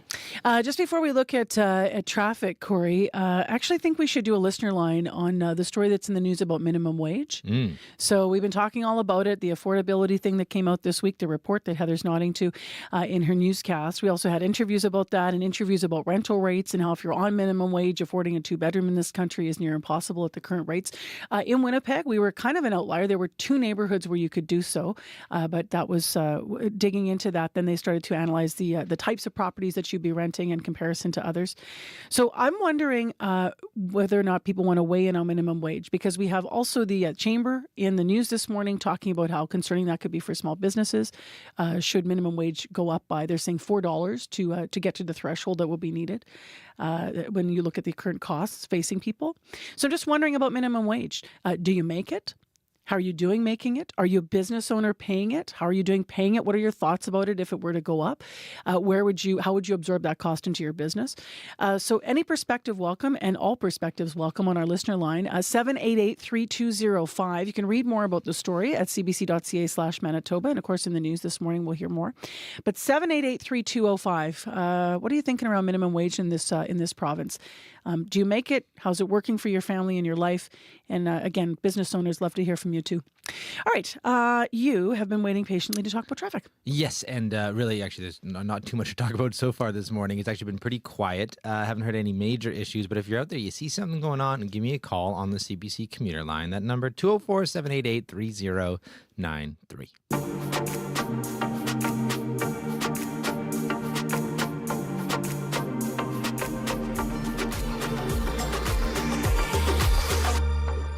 Well, Monday is September 30th, and many Canadians will once again don an orange shirt to honor the children who survived residential schools and remember those who did not. It is a day for awareness. It's a day for education. It is Truth and Reconciliation Day. And the students and teachers in Winnipeg over at École Van Wellingham School in the Pembina Trails School Division in the Lindenwood neighborhood want to do something special as well. And so they are doing something in classrooms that's actually extending across a number of schools in the division. CBC's Jim Agapito visited the school and has the explanation of what they're doing. My name's Suzanne Beauregard. I'm the teacher librarian here at École Van Wellingham School in Pembina Trails School Division. I am the Indigenous teacher champion here at Van Wellingham School. Every single school in the Pembina Trails School Division has an Indigenous teacher champion. Something very special here is happening. Can you describe for us what the school is doing for National Truth and Reconciliation Day? So every single student and staff member in our school has created a pledge or a promise or a reflection for National Truth and Reconciliation Day. You will see a sea of love and hearts all along our walkway right outside of our school. And they're on little orange hearts on skewers, and it is just so beautiful. You can see it from far away. Make sure that all the words are facing this way towards the school, and that you have to put it in really deep because it's very, very windy. My name is Marius, and I'm in grade 2. And you have something in your hand. Can you show it to us? I pledge to care about everyone. What does that mean to you? Well, it means that every child matters to me and that everyone should be cared and loved. My name is Diego, and I'm in grade 5. And you have something that you're holding in your hand. Can you show it to the camera? Everyone matters. It means for all those people that are hurt, they're all loved. Callie, you're holding something special. Can you hold it up for me? Could you read out what it says? You are always loved. Outside, there's a sidewalk, right? Yeah. With hearts? Yeah. When you see it, what do you see there? If I walk through that, I feel like I'm walking into like this loved world. I know we've even had community members come into the school and say, thank you for doing this. I didn't know all of these things about residential schools. Thank you for educating us. Now, how do you talk to young children about that? So all of those conversations and growth look very different at every grade level. In kindergarten, we talk just about love and the importance of being in a safe school and being kind and respecting everybody, and moving all the way up to grade 8, where we would be tackling more aspects of history, such as treaties and the Indian Act and other larger issues. It's been a real shift for myself as an educator. So when I went to school, I didn't know what a residential school was. I didn't even learn about it in university. So I've had to unlearn a lot of history that I thought was truth and relearn it. We are so fortunate that we have so many incredible Indigenous Canadian authors that have written so many beautiful books, and they're just such an incredible segue to teach students about what Orange Shirt Day and what the residential school era is. So for example, When We Were Alone was written by David Robertson, is a very beautiful entry point book, and then all the way up to heavier content for the older students. Callie, why is that an important thing? When Phyllis was young, she had to go to residential school, and she got this orange shirt, and then they took away her orange shirt, and she couldn't speak her language. So Suzanne, the kids referenced Phyllis in the story. Yes, Phyllis Webstad is a residential school survivor. She was a third-generation residential school survivor in her family, and when she was about to attend residential school for the first time, her grandmother bought her an orange shirt. It was brand new and she was so excited to wear it. And when she got to residential school, it was taken away from her and never seen again. So Phyllis has a lot of beautiful books and very age-appropriate to describe her residential school experience to, especially to younger students. Okay, so I'm Rachel and I'm in grade 8. Can you hold up that heart for us? It says we all deserve love. And why is that important? Because, well, yes, everybody does deserve love. Everybody deserves, well, to have love and to have a community that is safe and supportive. My name is Doria and I'm in 8th grade. And can you read that out? I wish to learn more about Indigenous history. And why is that an important thing? It's important to know about something about everyone and to know what their history was. My name's Keandra and I'm in 8th grade. And you're holding up a heart there. Can you read that out? I will learn more about Indigenous people. It's important because it's the culture, and the Indigenous people have gone through things that we have not before, and we need to make sure that history doesn't repeat itself again. I feel so privileged that I am an educator and that I get to be part of this process, because the students that are coming into school now are learning the true Canadian history. This is their truth, and they will continue to learn these stories, and they will be the ones going home to share this truth with their families that perhaps don't know the true history of Canada and what has happened, and speak to their grandparents. So it's going to be this beautiful ripple effect, and that's the way that we really can make change in this world. That left me feeling hopeful. CBC's Jim Agapito speaking to students in the Indigenous Teacher Champion and Settler Ally Suzanne Beauregard at a Cole Van Wellingham School in the Pembina Trails School Division in Winnipeg. By the way, Suzanne calls her group of grade 7-8 students the Reconcile Action Group. And if you live in the Linden Woods neighborhood, you're bound to see all those little hearts. In the next hour of Information Radio, a large nationwide broadcast is actually happening on Monday on TRC Day in Ottawa to honor survivors. We're going to talk to one of the people involved in that, who is also a residential school survivor, and we're going to play our guest some of the voices, hopeful voices of those children in Winnipeg. On the topics that matter, your voice should be heard. I'm really concerned. And I'm not really happy about that. Radio Noon is where you can voice your take. I'm Janet Stewart. From 12:30 to 1 p.m., Radio Noon opens the phone lines on one important topic. It just brings everyone together. Radio Noon's call-in segment, 204-780-0893. We want to hear from you, weekdays on CBC. Time right now is 7:22. It's Friday morning. morning. You're on CBC's Information Radio on 89.3 FM, on the app or on YouTube this morning. I'm Marcy Marcusa, and it's 14 degrees, mainly clear in Winnipeg, heading for a high of 23. A beautiful night for the Bomber game. We're going to get into sports in a few minutes. Right now, though, a bit of music from an Edmonton R&B artist. This is Avenoir, who released his first full-length EP last year. He's back with a new single, though. This one's called Favor.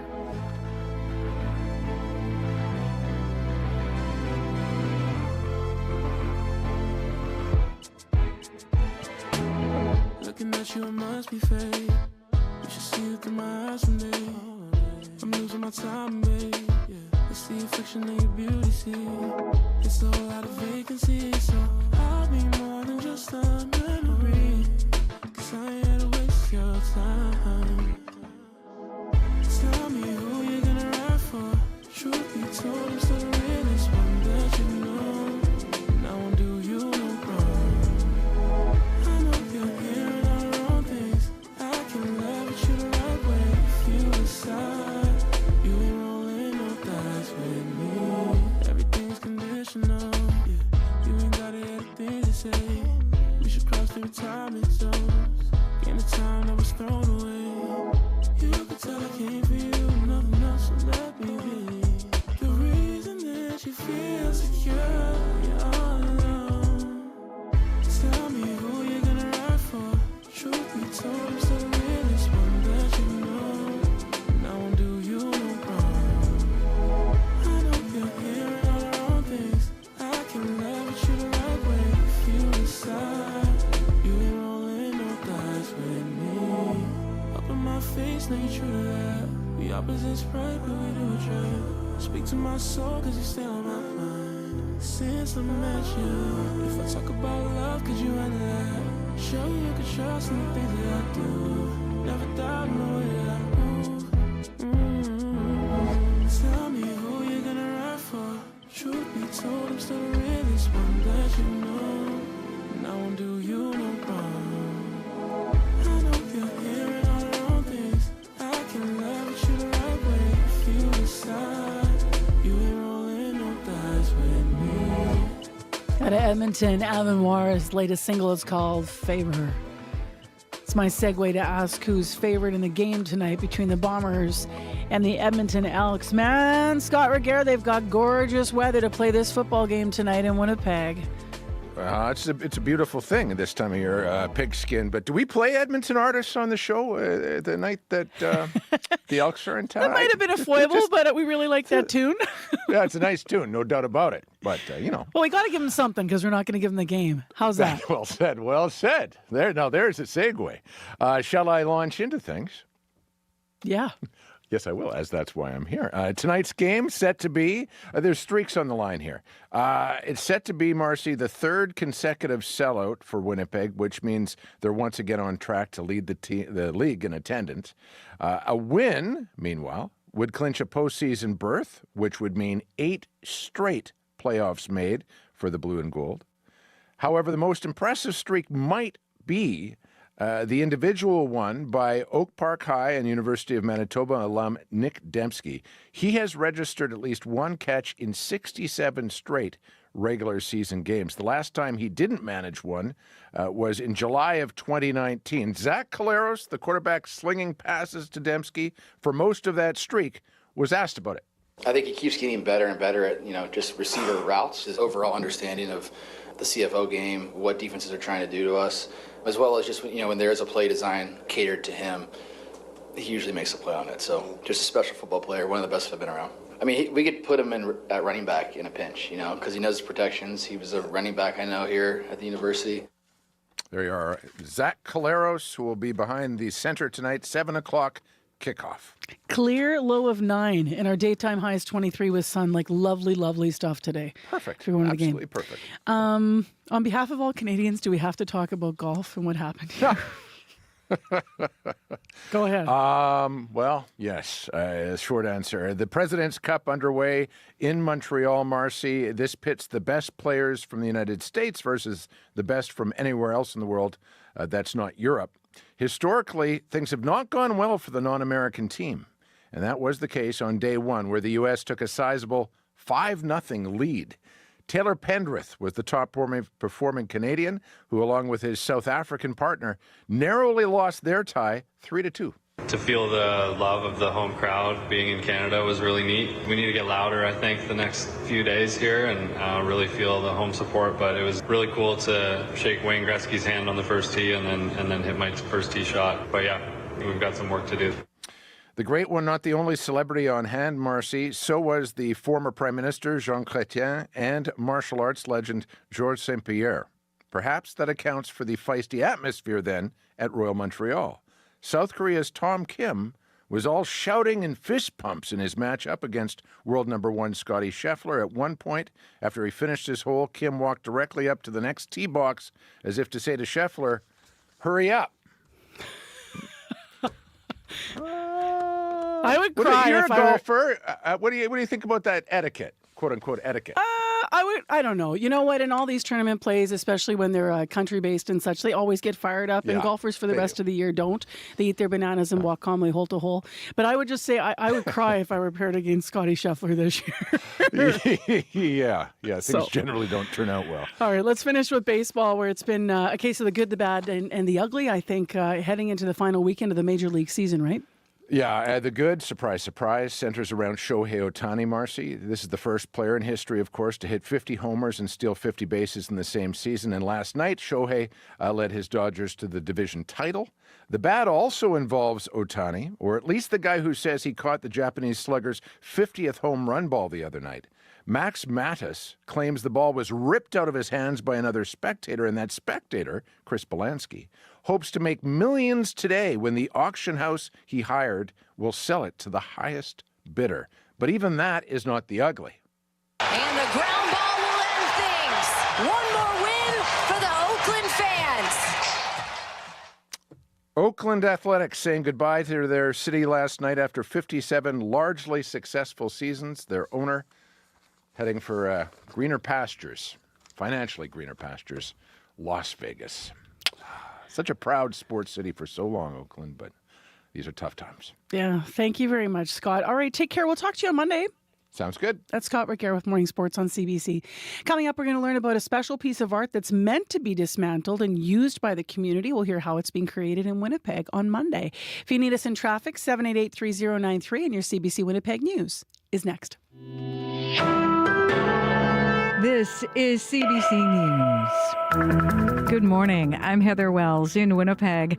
At 7:30, it is sunny. It's 14 degrees, and summer is just stretching right through to the very end of September. Sunny today, a little cooler than yesterday. 23 is our high, and then we warm back up for the weekend.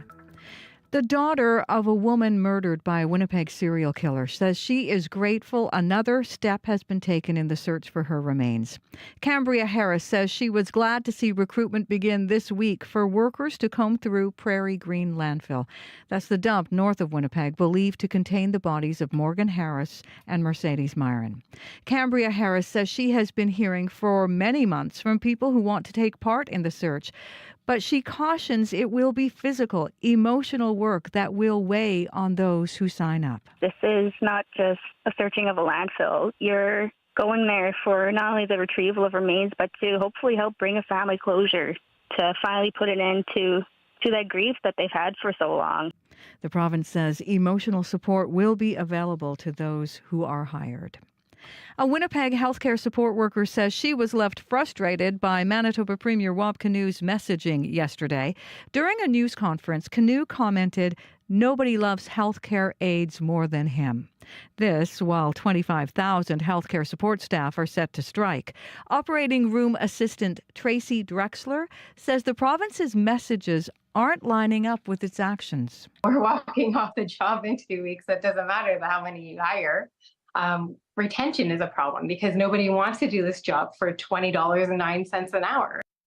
The Union for Health Workers will strike October 8th unless the two sides reach a deal. Drexler says walking off the job is not something the workers take lightly. A healthcare union boss says the province is not filling vacancies in Winnipeg to try to force recruits to rural and remote areas. Jason Linklater is president at the Manitoba Association of Healthcare Professionals. It represents more than 40 specialized healthcare disciplines, from paramedics to lab technicians to social workers. The province has only attracted 7 new paramedics in the last 6 months. Linklater blames the vacancy management strategy. The purpose behind that is to drive applicants to particular areas in Manitoba. Unfortunately, what that does is it leaves areas that people likely would have applied to short, where they probably don't have to be short. Linklater says Manitoba needs a human resources strategy like other Western provinces to attract the 1,000 allied health workers it needs.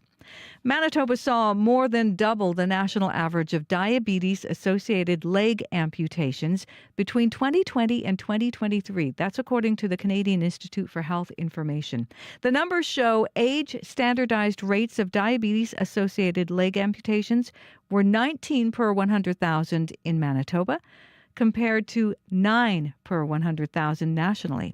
Jeff Hines at the Canadian Institute for Health Information says the remoteness of some Manitoba communities may play a role. What we see in our analysis is that, individuals who live in remote or very remote areas will tend to have higher rates of leg amputations. And Manitoba in particular has, I think, 5% of the population maybe live in remote or very remote areas, whereas in Canada, the average is about 2%. That may be one of the factors.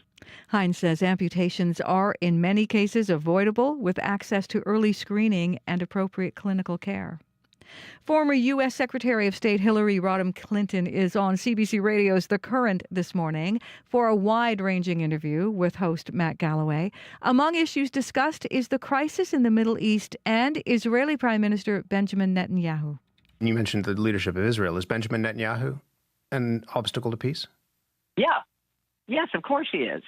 That is clear. He has been protested against by his own people, who wanted him to do more to get the hostages home, who wanted him to pay more attention to the very legitimate needs of the Israeli people. Clinton also talks about what it's like to run for president against Donald Trump. That's coming up this morning on The Current on CBC Radio 1. A new study says Manitoba's minimum wage needs to jump by almost $4 to ensure all workers make a living wage. The Canadian Centre for Policy Alternatives and the Manitoba Federation of Labour are behind this survey. They say the province needs to up the minimum pay from $15.30 an hour to $19.21. Brandon Chamber of Commerce President Lois Reston says a minimum wage hike wouldn't work for most businesses. Our business community, of course, has been incorporating the minimum wage increases as they have come, and to look at an increase like is being called for, and particularly all at once, there's no way that could be supported within the current business climate. Reston says any changes to minimum wage need to take into account the diversity of community businesses and the impact it could have on smaller shops. And dozens of inner-city youth are going to be riding new bikes this fall. The Spence Neighborhood Association has been busy fixing bikes to be given away this weekend. Christy McCoskey speaks for the association. We have a barbecue this Saturday on the 28th at the Merc, which is at 430 Langside, and they are going to children in the Spence neighborhood area. So we've invited parents and families from the program that I work within at Building Belonging, but then whoever wants to show up and get in line, hopefully we'll have a bike for everyone. McCoskey says they have more than 70 bikes to give away. You can find more Manitoba news at cbc.ca/Manitoba. Heather, I just want to mention something that you have in your news about the new report around 80 that talks about 85% of leg amputations performed on people with diabetes were avoidable, and talking about unequal access to healthcare. Right. So we have more on that this half hour. We're going to talk to one of the contributors, as you mentioned. But I just want to nod to all of the people who have had to live through adapting to an amputation because of that. I had I had a firsthand seat to that in my own family. Like there's diabetes in my own family, and my grandmother at an older age had to have her leg amputated due to complications of diabetes.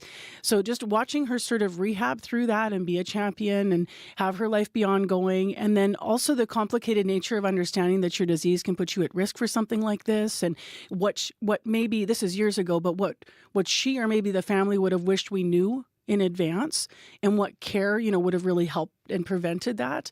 But to all those people that are living out there and have gone through rehab in this way, really important to have these discussions about how do we care for these people, Yeah, it's life-altering, and bravo to your grandma. There was a video my family was proud of when we were growing up because they videotaped her. She gave permission as she went through rehab at one of the local hospitals here in Winnipeg.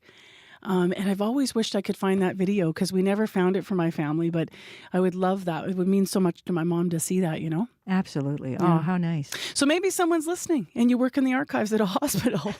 But we will have more on that report, as we mentioned, because it's a big one. So we have a special guest coming in, that's going to join us via Zoom live for an interview before 8 o'clock here. So stay tuned to Information Radio. Next on CBC, let's talk to the happiest man on our team because he gets to talk about this amazing forecast. Abby Adeyemi. Warm and sunny, that's what we're going to see today. We're going to see highs ranging from 14 in Churchill to 17 for 27 for Steinbach and Morris. Currently, Winnipeg sitting at 14 rather. We're going to see mainly clear skies this morning. The sun already made its appearance. We're seeing that golden hour already happening. We expect a warm day with high getting to 23, and the sunny conditions will stay with us throughout the day. Heading west to Brandon, it's 5 degrees at this time and clear. Today is going to be sunny with breezy conditions coming with that, and then you warm up to 25. Moving north to Thompson, where it's cloudy at this time, 9 degrees. Today we'll see a mix of sun and clouds. Breezy conditions will come with that, and then for folks in that region, you're going to warm up to 18. Further north in Churchill, 12 degrees and cloudy. Expect this mainly cloudy skies to stay with you today. There's a good chance of showers this morning. That would clear as you get into the day and you warm up to 15. Down in Dauphin, 8 and clear. The sun also making its appearance. It's going to be a sunny day, a breezy afternoon, high 24. Gimli, 7 and clear. The Interlake region will see sunny skies. Also, light winds becoming breezy this afternoon, high 23. Some clear skies tonight in the forecast. Steinbach is also clear, seeing some sunny conditions already at 9 degrees. Expect the sunny conditions to stay with you for the rest of the day, high 23. Morris also clear at 9 degrees. For the Pembina Valley region, you should be seeing more of sunny conditions, also light breeze this afternoon. You warm up to 23. You get some clear skies tonight, and then you cool off to 9. Sunny day ahead also for tomorrow and into the weekend. Right now, Winnipeg, we are heading to a high of 23. Perfect. I'll tell you. Honestly, if you're walking, if you're running, you have an event maybe outside, if you're maybe going to if you're lucky enough to have a cottage and you're trying to get out of the city, if you're taking the kids to the park, going to the Bomber game, going to Nuit Blanche, like all kinds of stuff going on, right? Just perfect forecast for this. And Corey, what do you know about the commute? A very quiet commute, actually, overall, all morning. I haven't heard of any major issues, but that can always change, as we know. And if it does, if you're walking, biking, driving, give me a call. Tell me what you're seeing out there. That number, 204-788-3093. All right. Thank you, Corey. Thank you. Well, up next on the show, the Petitquay Skate Park has teamed up with the WAG to bring Manitobans something special for Monday, for Orange Shirt Day. It's a piece of art that they actually want people to dismantle afterward. Amber Clark is from Petitquay Skate Park and in studio to explain. Good morning. Good morning. Thank you for having me. Thanks for being here. So tell us a little bit about the special display for Orange Shirt Day and what you're hoping to create. Yeah, so we're actually teaming up with a bunch of local organizations, not just the WAG. So it's actually also Art City, Bear Clan, Crisis Trauma Resource Institute, Jesse Home Inc., Manitoba League of Persons with Disabilities, Manitoba Moon Voices, Manitoba Aboriginal Sport and Recreation Council, Videa, Vincent Design, the WAG, and Women's Health. So it's a big initiative. We're all coming together on Monday to put on an event called Chopin Teachings. Chopin it's a Cree word that refers to the role and relationship of elderly families in community. And the event is about fostering community and development between our elders and our youth and everybody in between, to sort of, remember the relatives that we've lost and those who haven't come home, but also celebrate our strength and resilience and a positive path forward for future generations.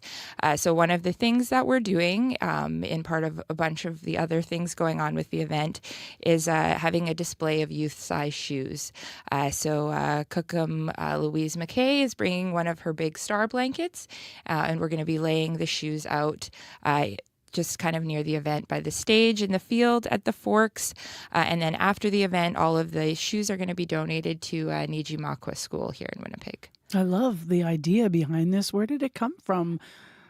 So this whole event and planning has kind of been birthed out of the Cookham's Council, out of Women's Health Clinic. So they had this idea to kind of to mix art and the idea of celebrating the connection between elders and youth, and then giving back to community. So that's kind of where it came from. I was just actually at Nijimakwa School talking about their nutrition program that's rolling out province-wide.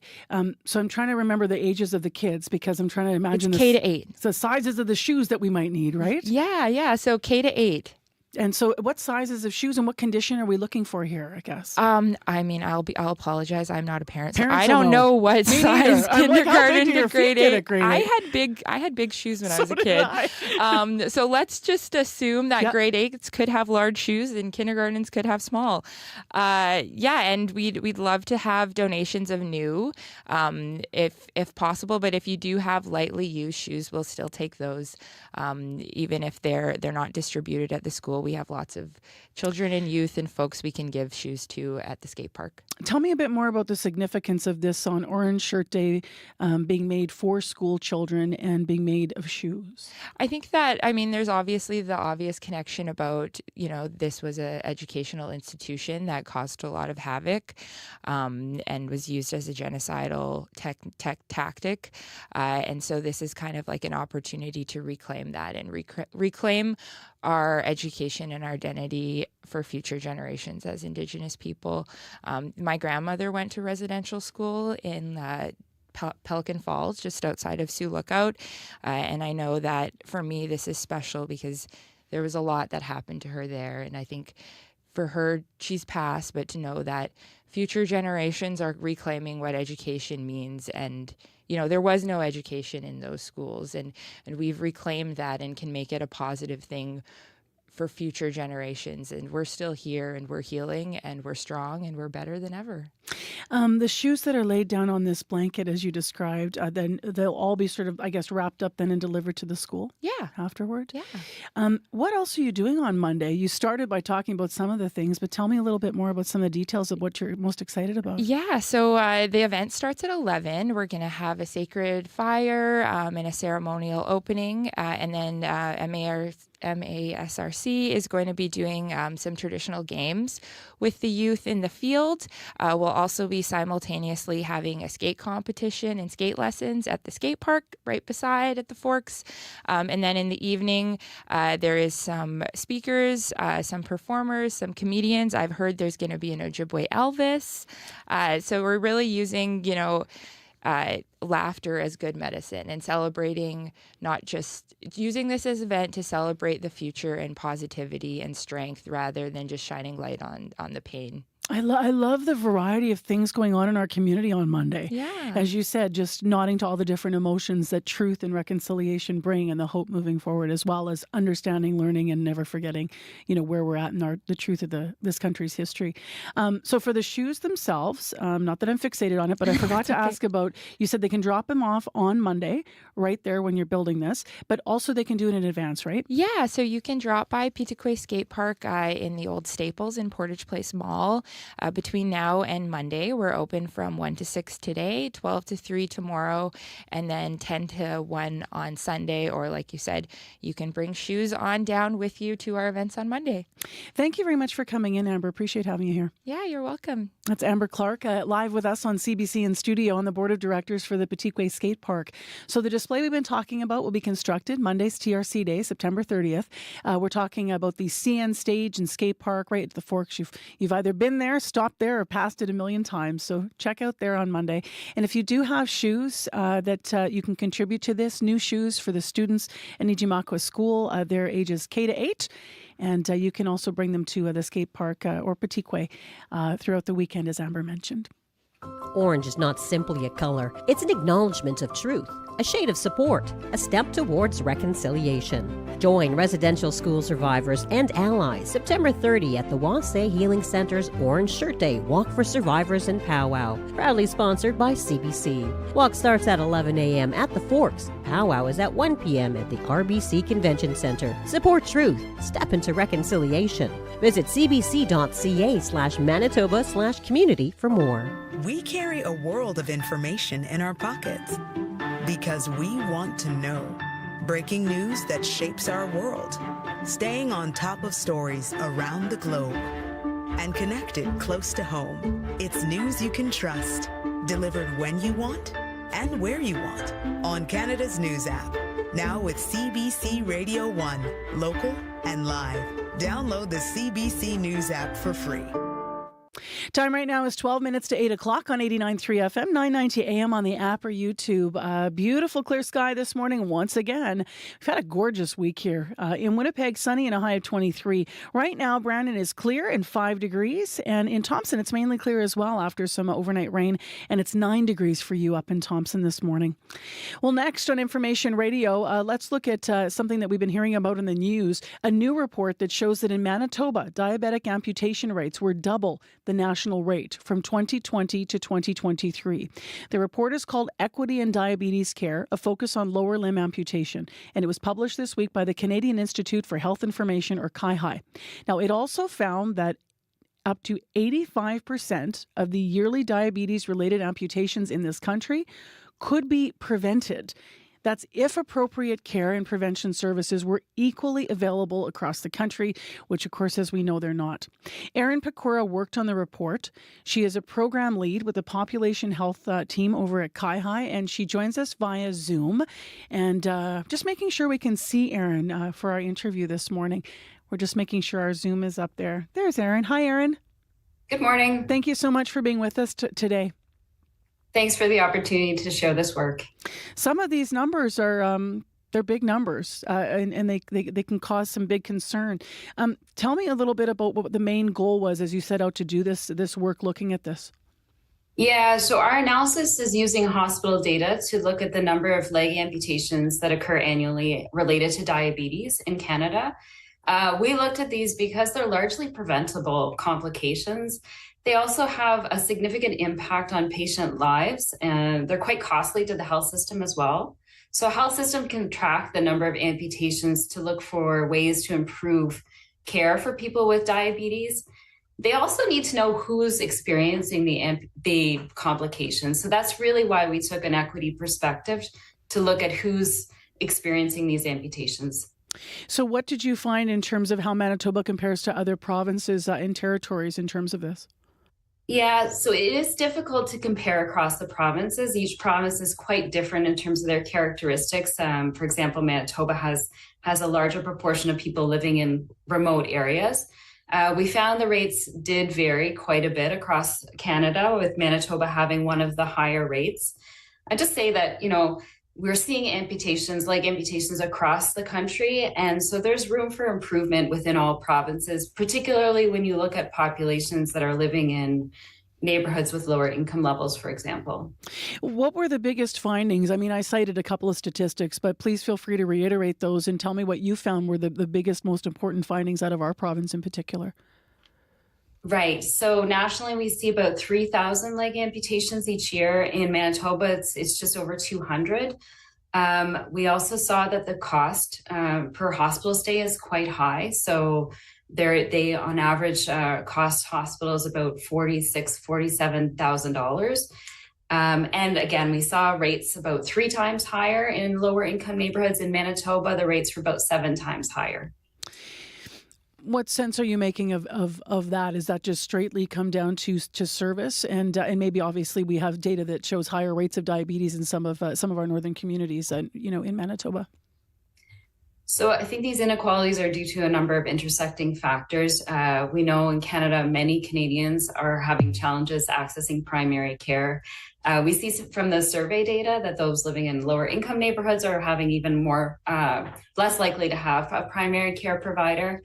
For those living with diabetes, when a complication arises, it's really important that they have access to specialized services. They need to perhaps access a podiatrist who has expertise in foot care.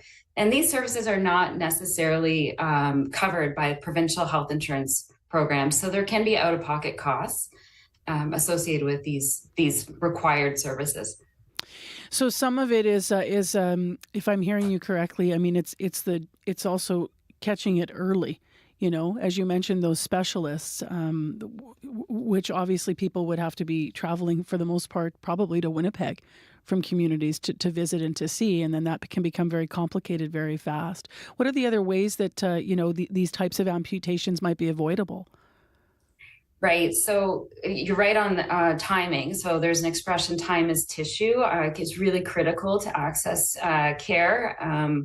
One of the reasons why someone with diabetes might experience a foot ulcer is because they might have impaired blood flow in their extremities, and a vascular surgeon, for example, can help restore that blood flow to help heal an ulcer. So that's one of the services that can be really critical to access once you've developed a foot ulcer. What should people understand about what to watch for in the early stages? You know what I mean? You're saying it's important to know what's going on with your body and how quickly this can develop. But if someone's listening and they're thinking, oh, I thought, they're not worried about something, but it could progress to something much more serious, obviously, what should they understand? So for those living with diabetes, regularly checking your feet is really important. The guidelines from Diabetes Canada say that you should have a healthcare provider look at your feet each year.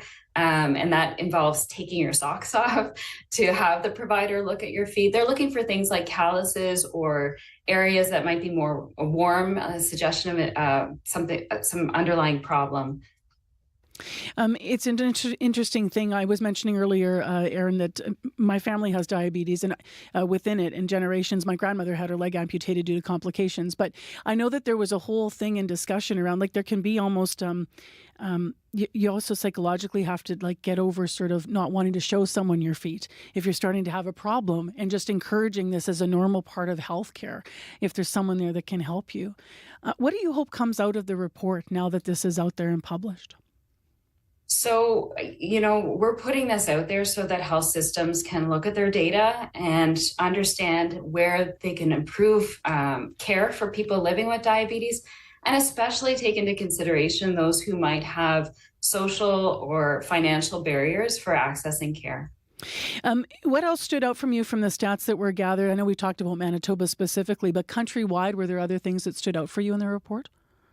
Yeah, so then when we looked at the data by age, it was quite striking that over 40% of people experiencing an amputation are between the ages of 40 and 64. So these people are working age, they're relatively young.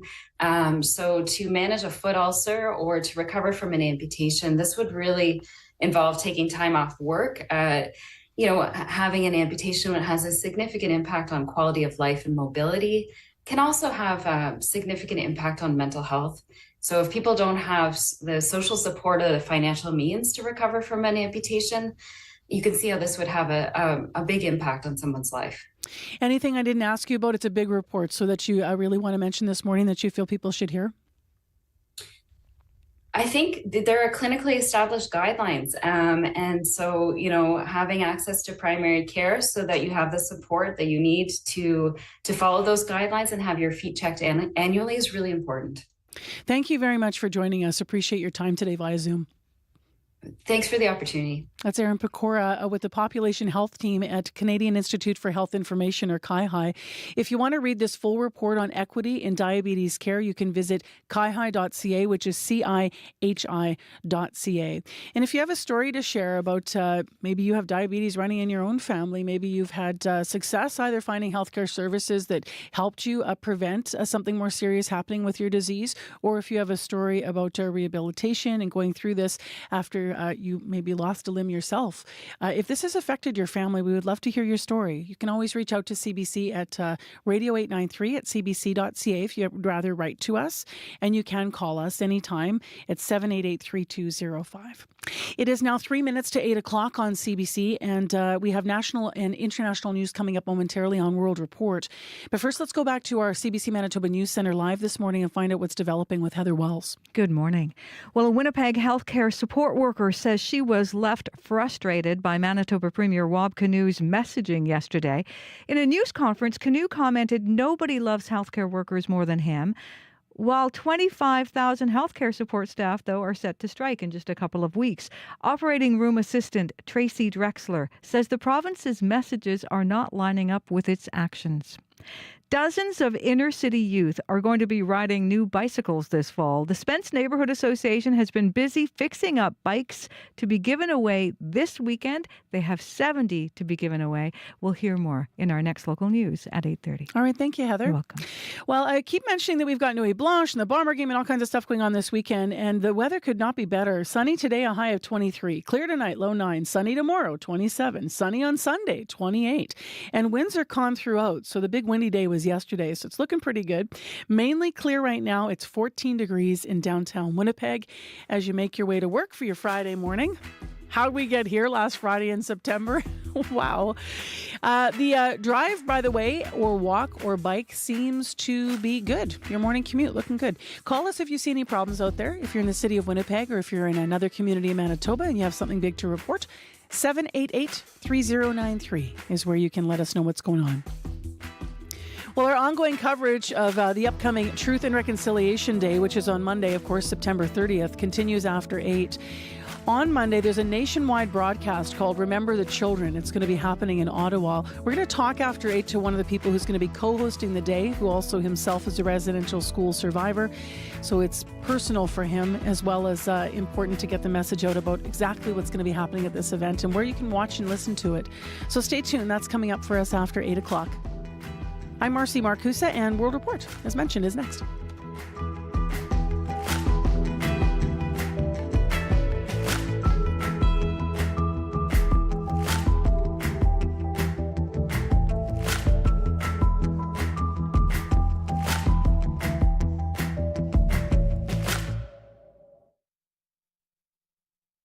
Today on Q with Tom Power. Francis Ford Coppola is one of the greatest movie directors of all time, and he'll be here to tell you why he became kind of a mob boss to make The Godfather the first time around. I'm going to make him an offer he can't refuse. And what his new film Megalopolis says about a hopeful future, and he and I play some theater games. That's coming up on Q, followed by Commotion with Elamine Abdel Mahmoud on CBC Radio 1, the CBC Listen app, and everywhere you get your podcasts.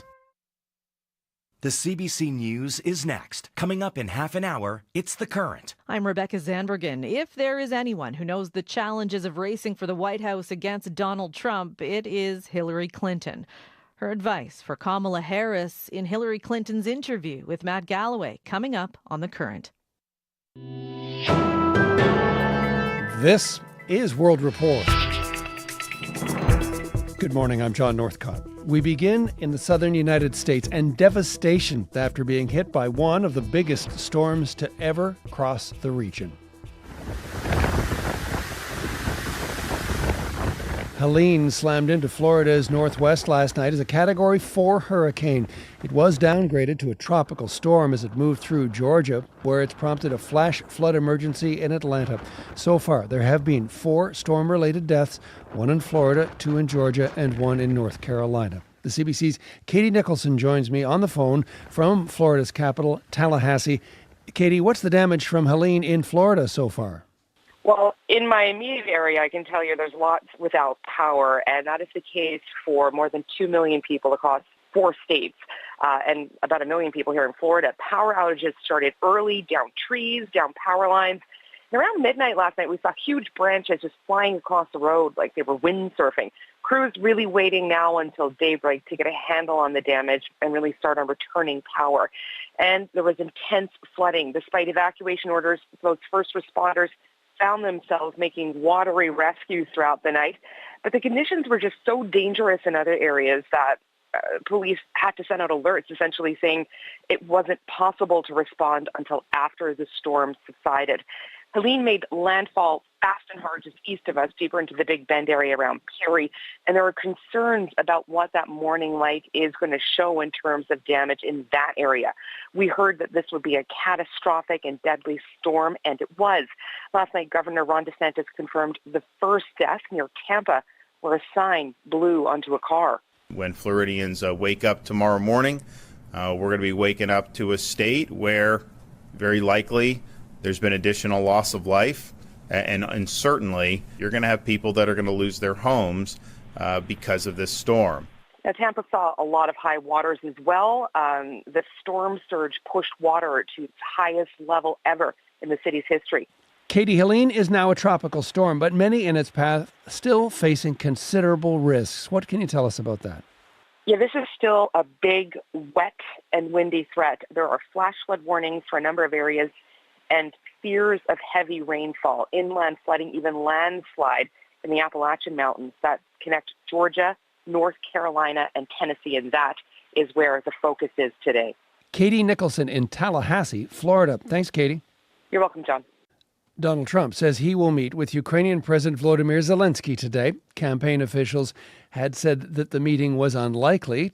Trump has criticized Zelensky for refusing to make a deal with Moscow that would end the war in Ukraine. But yesterday, the Republican presidential candidate announced that he will host Zelensky at Trump Tower in New York. Trump also met with new British Prime Minister Keir Starmer last night. Both leaders are in New York to attend the United Nations General Assembly meetings. NATO is pushing for its members to boost their war readiness. The military alliance wants nations to enhance their industrial capacity should the alliance find itself engaged in conflict. This includes such things as munitions production and other defense materiel. As Murray Brewster reports, this presents a big challenge for Canada. We are not on a war footing whatsoever. Kristen Cianfrani, president of the Canadian Association of Defence and Security Industries, a group representing weapons makers.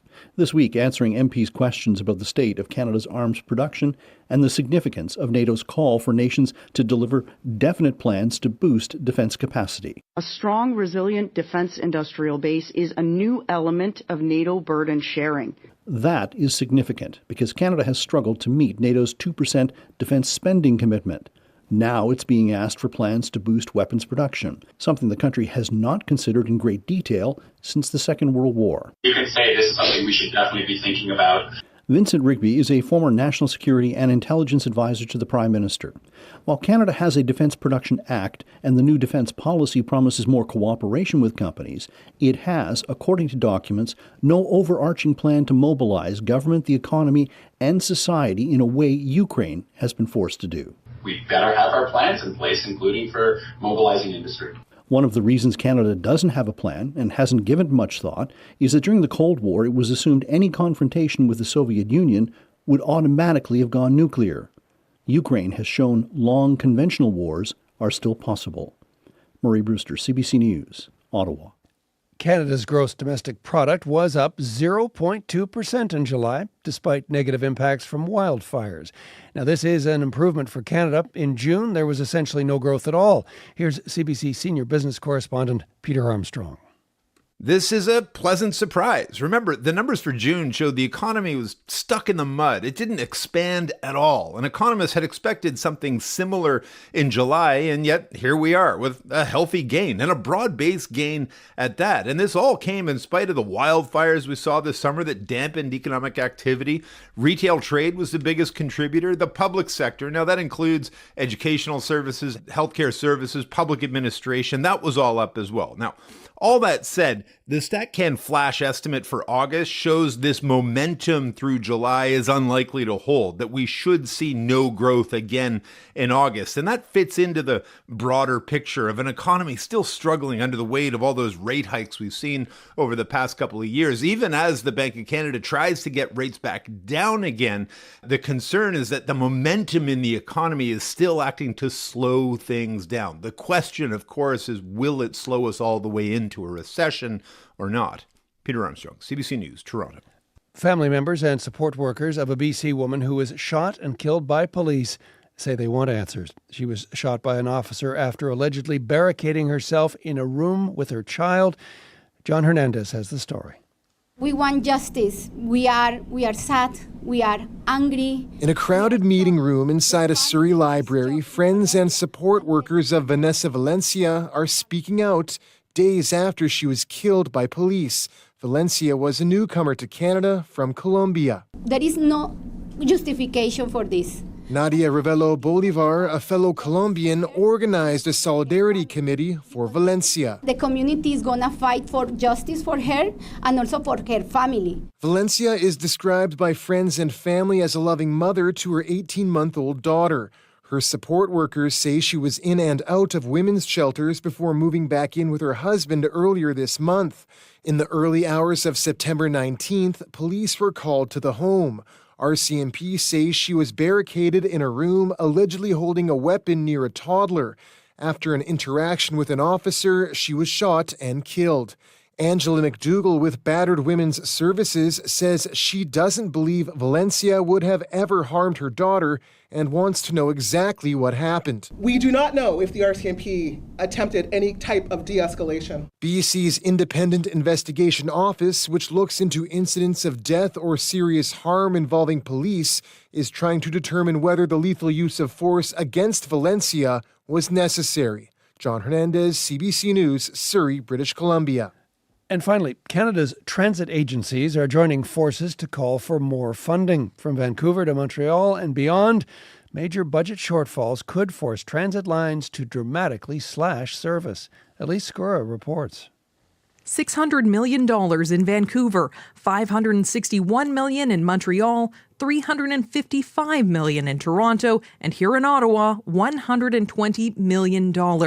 Transit agencies across the country are facing major funding shortfalls, and slashing service could be a short-term solution that creates a long-term problem. We find ourselves trapped in a vicious cycle. Marco D'Angelo heads the Canadian Urban Transit Association. He and his members applaud the government for spending billions on transit infrastructure.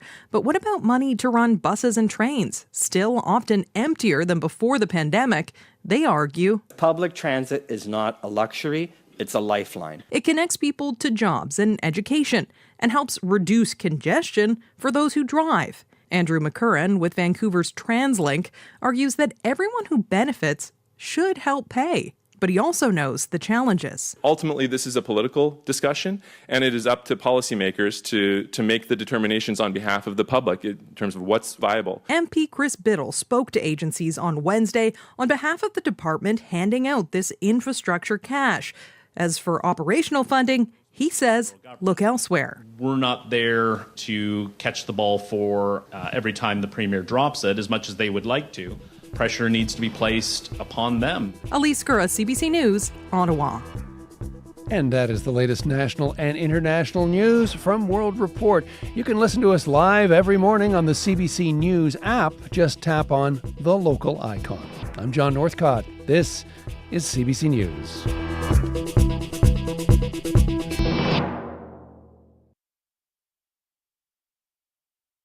Good morning, Manitoba. I'm Marcy Marcusa. Here we are at the last Friday in September. Not that the weather feels like it. 13 degrees, beautiful sunshine, and a nice clear downtown in Winnipeg.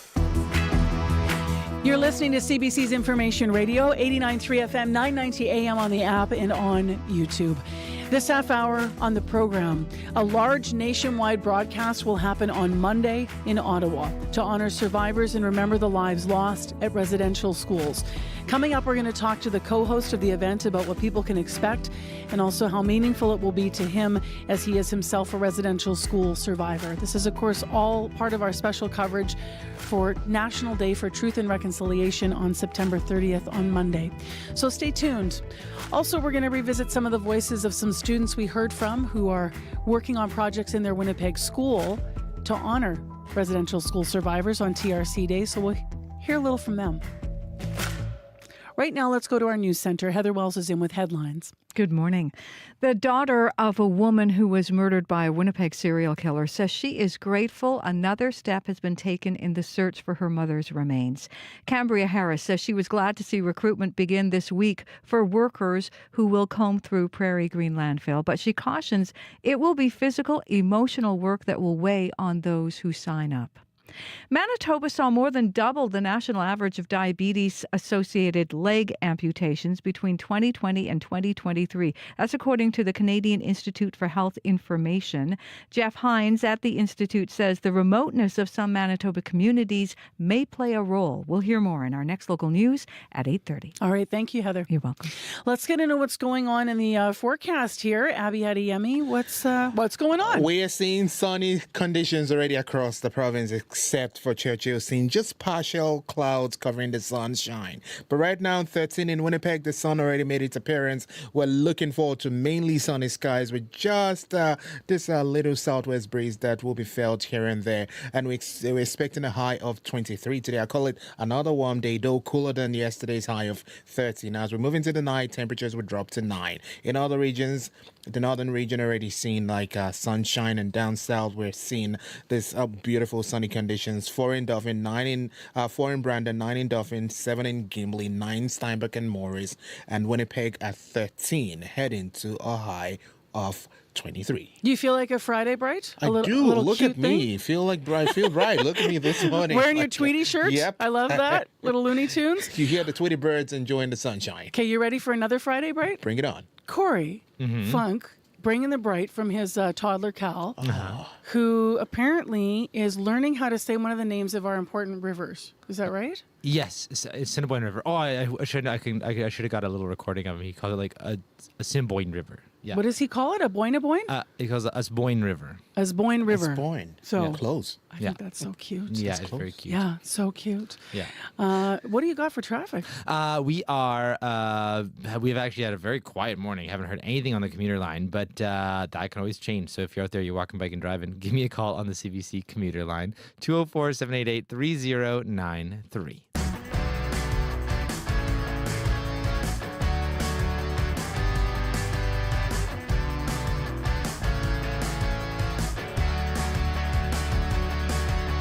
8:14 a.m. is the time right now, and good morning wherever you're listening in Manitoba, including in Poplar River First Nation, where Communities in Focus is ongoing. Make sure that you connect with Josh Crabb and Nadia Kidwai and Tyson Kostick, who are all up there covering stories as part of our outreach project in that community. Well, up first, as I mentioned on Monday, for the National Day for Truth and Reconciliation, on the grassy field of Parliament Hill, many people will be gathered to honor residential school survivors and children who never made it home. Remembering the Children is the name of a broadcast that will happen all across Canada for the 4th annual TRC Day. CBC is one of the partners in this broadcast, and the event will include stories from survivors and offer a safe and supportive environment for healing, an environment for reconciliation. Earl Wood is with us via Zoom live this morning. Earl is the co-host for Remembering the Children and one of the original founders of the Juno Award-winning group Northern Cree Singers. He is also a residential school survivor himself. And we reached him this morning in Saddle Lake Cree Nation in Alberta, as I mentioned, via Zoom. Hi there, Earl. Nice to have you with us this morning. That's it. Hello. Good morning to everybody and all your listeners. Thanks for being here. Tell us a little bit about what people are going to be seeing during this special program that you're part of on Monday.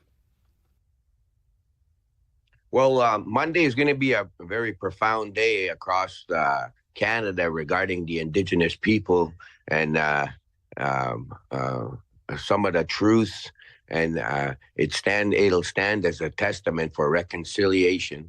Also, you're going to see a lot of beauty, a lot of pride, a lot of strength, and a lot of collective unity towards holistic wellness for the collective, and remembering our loved ones and remembering the history of the residential schools. I love how you worded that. Can you share more about what you mean when you say holistic wellness for people? Well,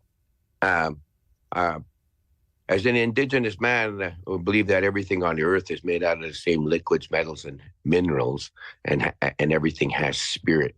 And trauma is energy based, And the residential school, we see that in even our grandchildren today. As a survivor, I see so many effects even in my grandchildren, and through me.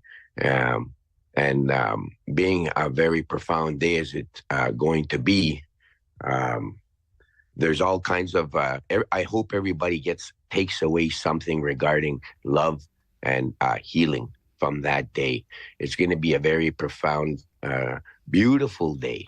I'm looking forward to it. Our relatives will come from all over, and we're going to gather.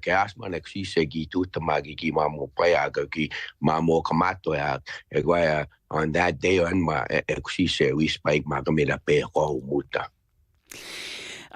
just so people know that we prepared you to answer this question. I'm not just asking you this out of the blue, but obviously you see value in sharing your story, Earl, as a residential school survivor yourself.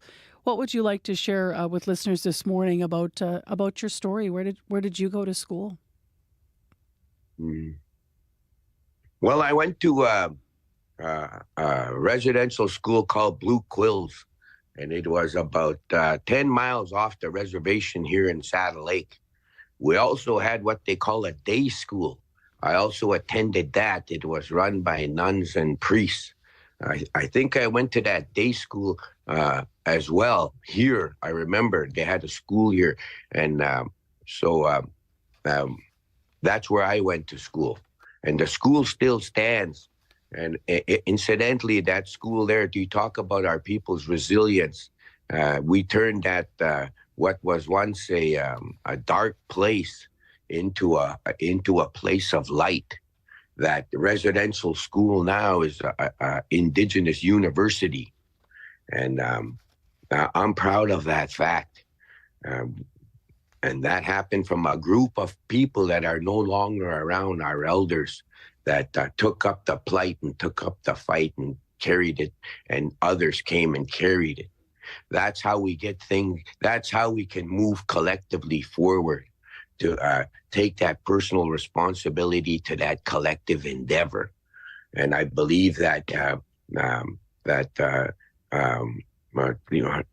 National Day of Truth and Reconciliation as an Indigenous person is not one day; it's every day.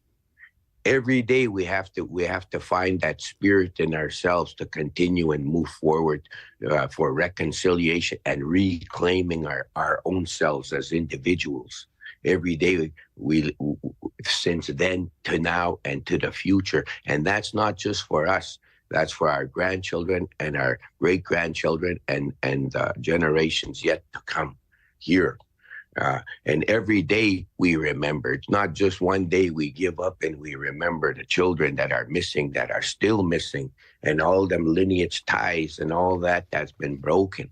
And every day, and my heart and my spirit goes out to the people that are relatives that are being affected by that directly. If reconciliation, you're talking about every day, what it means, moving forward with hope, and how you and Indigenous people in this country have been affected. What do you hope reconciliation means moving forward between the Indigenous peoples in Canada and settlers? What does reconciliation mean in that regard? Where do we have to go? Well, for me, when I look at those words, I look at them very carefully because in my own language, that's why it's so important for our people to regain and re-energize the spirit and reawaken the spirit of the language within the people. When we speak our own language, we know what we're saying. We know how to express ourselves into this reality. So when they say reconciliation, I look at that word and I look at it very carefully because I try to figure out what does that mean in my language. It means to release each other of that energy. It means to work together, to love, and for me, I see this one day, but I think the federal government needs to take a better look and give more of the reins and the direction to our people. We know what we need. We know what our children need. We know what needs to be here for our grandchildren.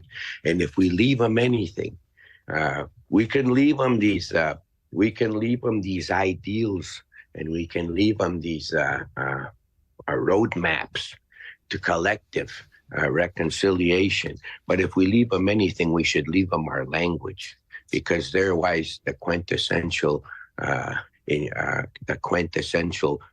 being of who we are. And that'll help us. If we were interrupted and our perception of self was changed, if we do efforts to regain the language, we'll have a greater, clearer, coherent perception of self, and thereby enabling us to participate in this reality in a much more responsible fashion. I want to play you something here for a minute, Earl, because you're sharing, as you just so eloquently put it there. Our identity was interrupted, and the importance of the next generation. I want to play you some voices from the next generation. Earlier this morning, we heard from some school children in Winnipeg at a Cole Van Wellingham school, and they're doing a project. They are writing on these little hearts. They put them all over the lawn of their schools. They've written messages for TRC Day, and they wanted to share them with people and with survivors like yourself. So here's CBC's Jim Agapito for a moment talking to some of the kids. My name is Marius, and I'm in grade 2. And you have something in your hand. Can you show it to us? I pledge to care about everyone. What does that mean to you? Well, it means that every child matters to me and that everyone should be cared and loved. My name is Diego, and I'm in grade 5. And you have something that you're holding in your hand. Can you show it to the camera? Everyone matters. It means for all those people that are hurt, they're all loved. Okay, so I'm Rachel, and I'm in grade 8. Can you hold up that heart for us? It says we all deserve love. And why is that important? Because, well, yes, everybody does deserve love. Everybody deserves, to have love and to have a community that is safe and supportive. My name is Doria, and I'm in 8th grade. And can you read that out? I pledge to learn more about Indigenous history. And why is that an important thing? It's important to know about something about everyone and to know what their history was. I was watching your face smile while you were listening to some of the kids there, Earl. What were you thinking? I was absorbing that good vibratory medicine of those words, and envisioning the intentions, and thinking of the children around here, the kids and stuff. We see that. We see that. As a residential school survivor, you feel like, you kind of figure it out, and you kind of think, and you kind of question yourself what reclamation means to you, and who's responsible for that. Who takes the responsibility for an individual's reclamation of self when the intention was brought along by a foreigner, by a different party. So I think for me, reclamation, to take that personal responsibility for that collective measure. And I also think that it would be very, very beneficial to have the influence of the language being used towards that end. I thank APTN for being one of the warriors for that, when you say reclaim, we know that we are bone, flesh, and blood of the earth, but we are also spirit. We come from a spiritual intention, and there's a spiritual being about us. Reclamation, all parts of it, all parts of your being, you reclaim it. That's like reclaiming parts of yourself from the darkness and coming back, putting on a blanket of light, a buffalo robe of light, of truth. Without truth, there will be no reclamation. And we can't just give each other vibratory medicine. We have to manifest it by taking personal responsibility to a collective measure and a collective intention as Indigenous people. We can't wait for INAC to send us that magic potion. We have to do it ourselves. And our residential school survivors are gonna be a very very important element to that. Here's to real change and truth, and also a hopeful event on Monday. Earl Wood, thank you very much for being with us via Zoom today. Much appreciate you. Thank you. Hi, minagkamyu sa kansina, kakyo ekten, minakakyo gyawa kumakano agekte, which petak sinikekte National Day of Truth and Recollection. We mutsaka, we fighting stay ba mutsaka ekta. I told my relatives from Winnipeg and Manitoba over there to come on out to the National Day of Truth and Reconciliation. There's going to be lots of love for everybody over there. So come on out and fill your bags up with love, and we'll move forward together. All the best to you. Thank you. Earl Wood via Zoom with us live this morning, co-host for Remembering the Children. So it's a 90-minute live event. It's presented in English, French, and Plains Cree. It will happen on Parliament Hill. It's broadcast live Monday. It's a partnership with APTN, CBC Television, CBC Gem, CBC News Network, and the CBC News app. So the live stream starts at 2 o'clock. That's local time, Winnipeg time, on Monday, if you want to check it out. We're also asking what you're reflecting on leading up to National TRC Day. If you want to lead listener lines for us, we'll get them on the air Monday, September 30th, 788-3205. On the topics that matter, your voice should be heard. I'm really concerned. And I'm not really happy about that. Radio Noon is where you can voice your take. I'm Janet Stewart. From 12:30 to 1 p.m., Radio Noon opens the phone lines on one important topic. It just brings everyone together. Radio Noon's call-in segment, 204-780-0893. We want to hear from you, weekdays on CBC. Well, we keep mentioning this morning there's lots going on for Nuit Blanche tomorrow night, including a local brewery, the Non-Such, hosting an event in the Exchange District called Off the Vine. Here's some music that you could hear. Would you tell me that you love me? Would you believe in this? Would you be here for the long rush? I got a 45 bond with you. I got a 45 bond with you. I got a 45 bond, a bond with you, baby. I bond with you, a song with you. This vibe is nothing new. Singing these words never feels uncomfortable. Me and you need to get more comfortable. Whoa. I never doubted the vibe as we progress. I'm seeing more we can strive for us. We upgraded to a Cadillac, was catching a bus. Now we riding either literal, figurative, or physical. I got you, you got me like Badu. It's not just a melody, it's not merely vanilla. We harmonize and we beat rock, soul surviving. You know we on the rise for the prize. Take flight Would you like. caress my skin? Would you tell me that you love me? Would you believe in this? Would you be here for the long rush? I got a 45 bond with you. I got a 45 bond with you. I got a 45 bond. A bond with you, baby. You know this love. Anthony Okias and Begonia featured on this tune. Anthony Okias going to be playing though live tomorrow night. You can check it out for Nuit Blanche. It's going to be hosted at the local brewery, the Non-Such. Their events in the Exchange District at their tap house, of course. It's called Off the Vine. You can check out more information about all the Nuit Blanche events that are happening all over downtown Winnipeg and through the Exchange tomorrow night, Saturday night into Sunday for Nuit Blanche. We'll let the music take us into your local CBC News. Under a clear sky, today's high is 23.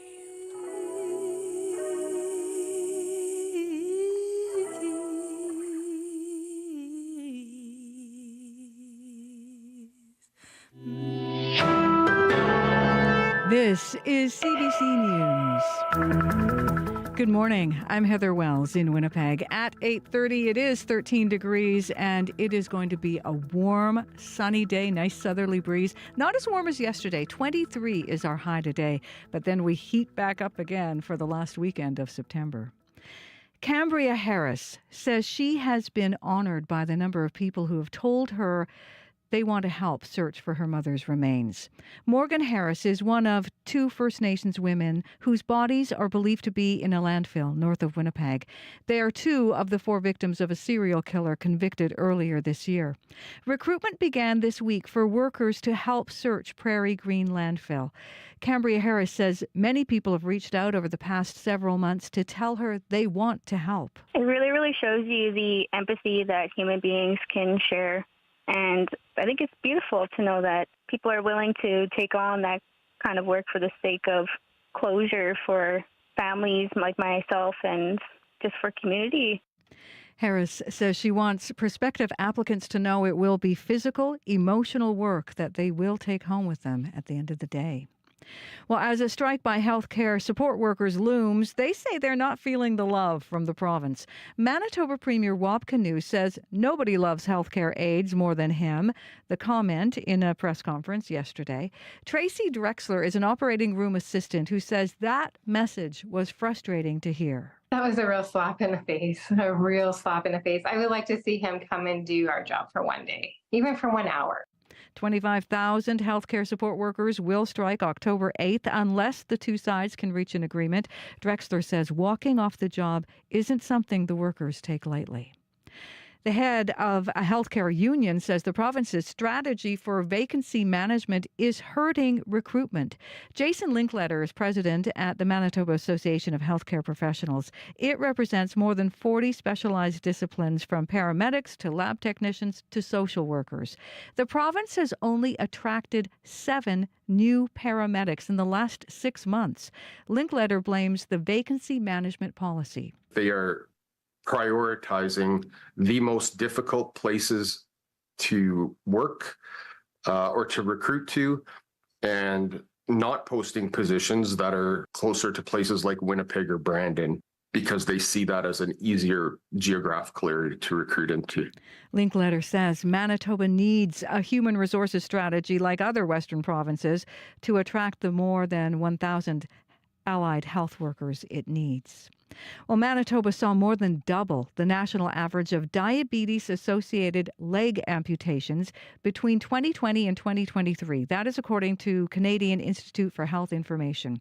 The numbers show age-standardized rates of diabetes-associated leg amputations were 19 per 100,000 in Manitoba. That compares to 9 per 100,000 nationally.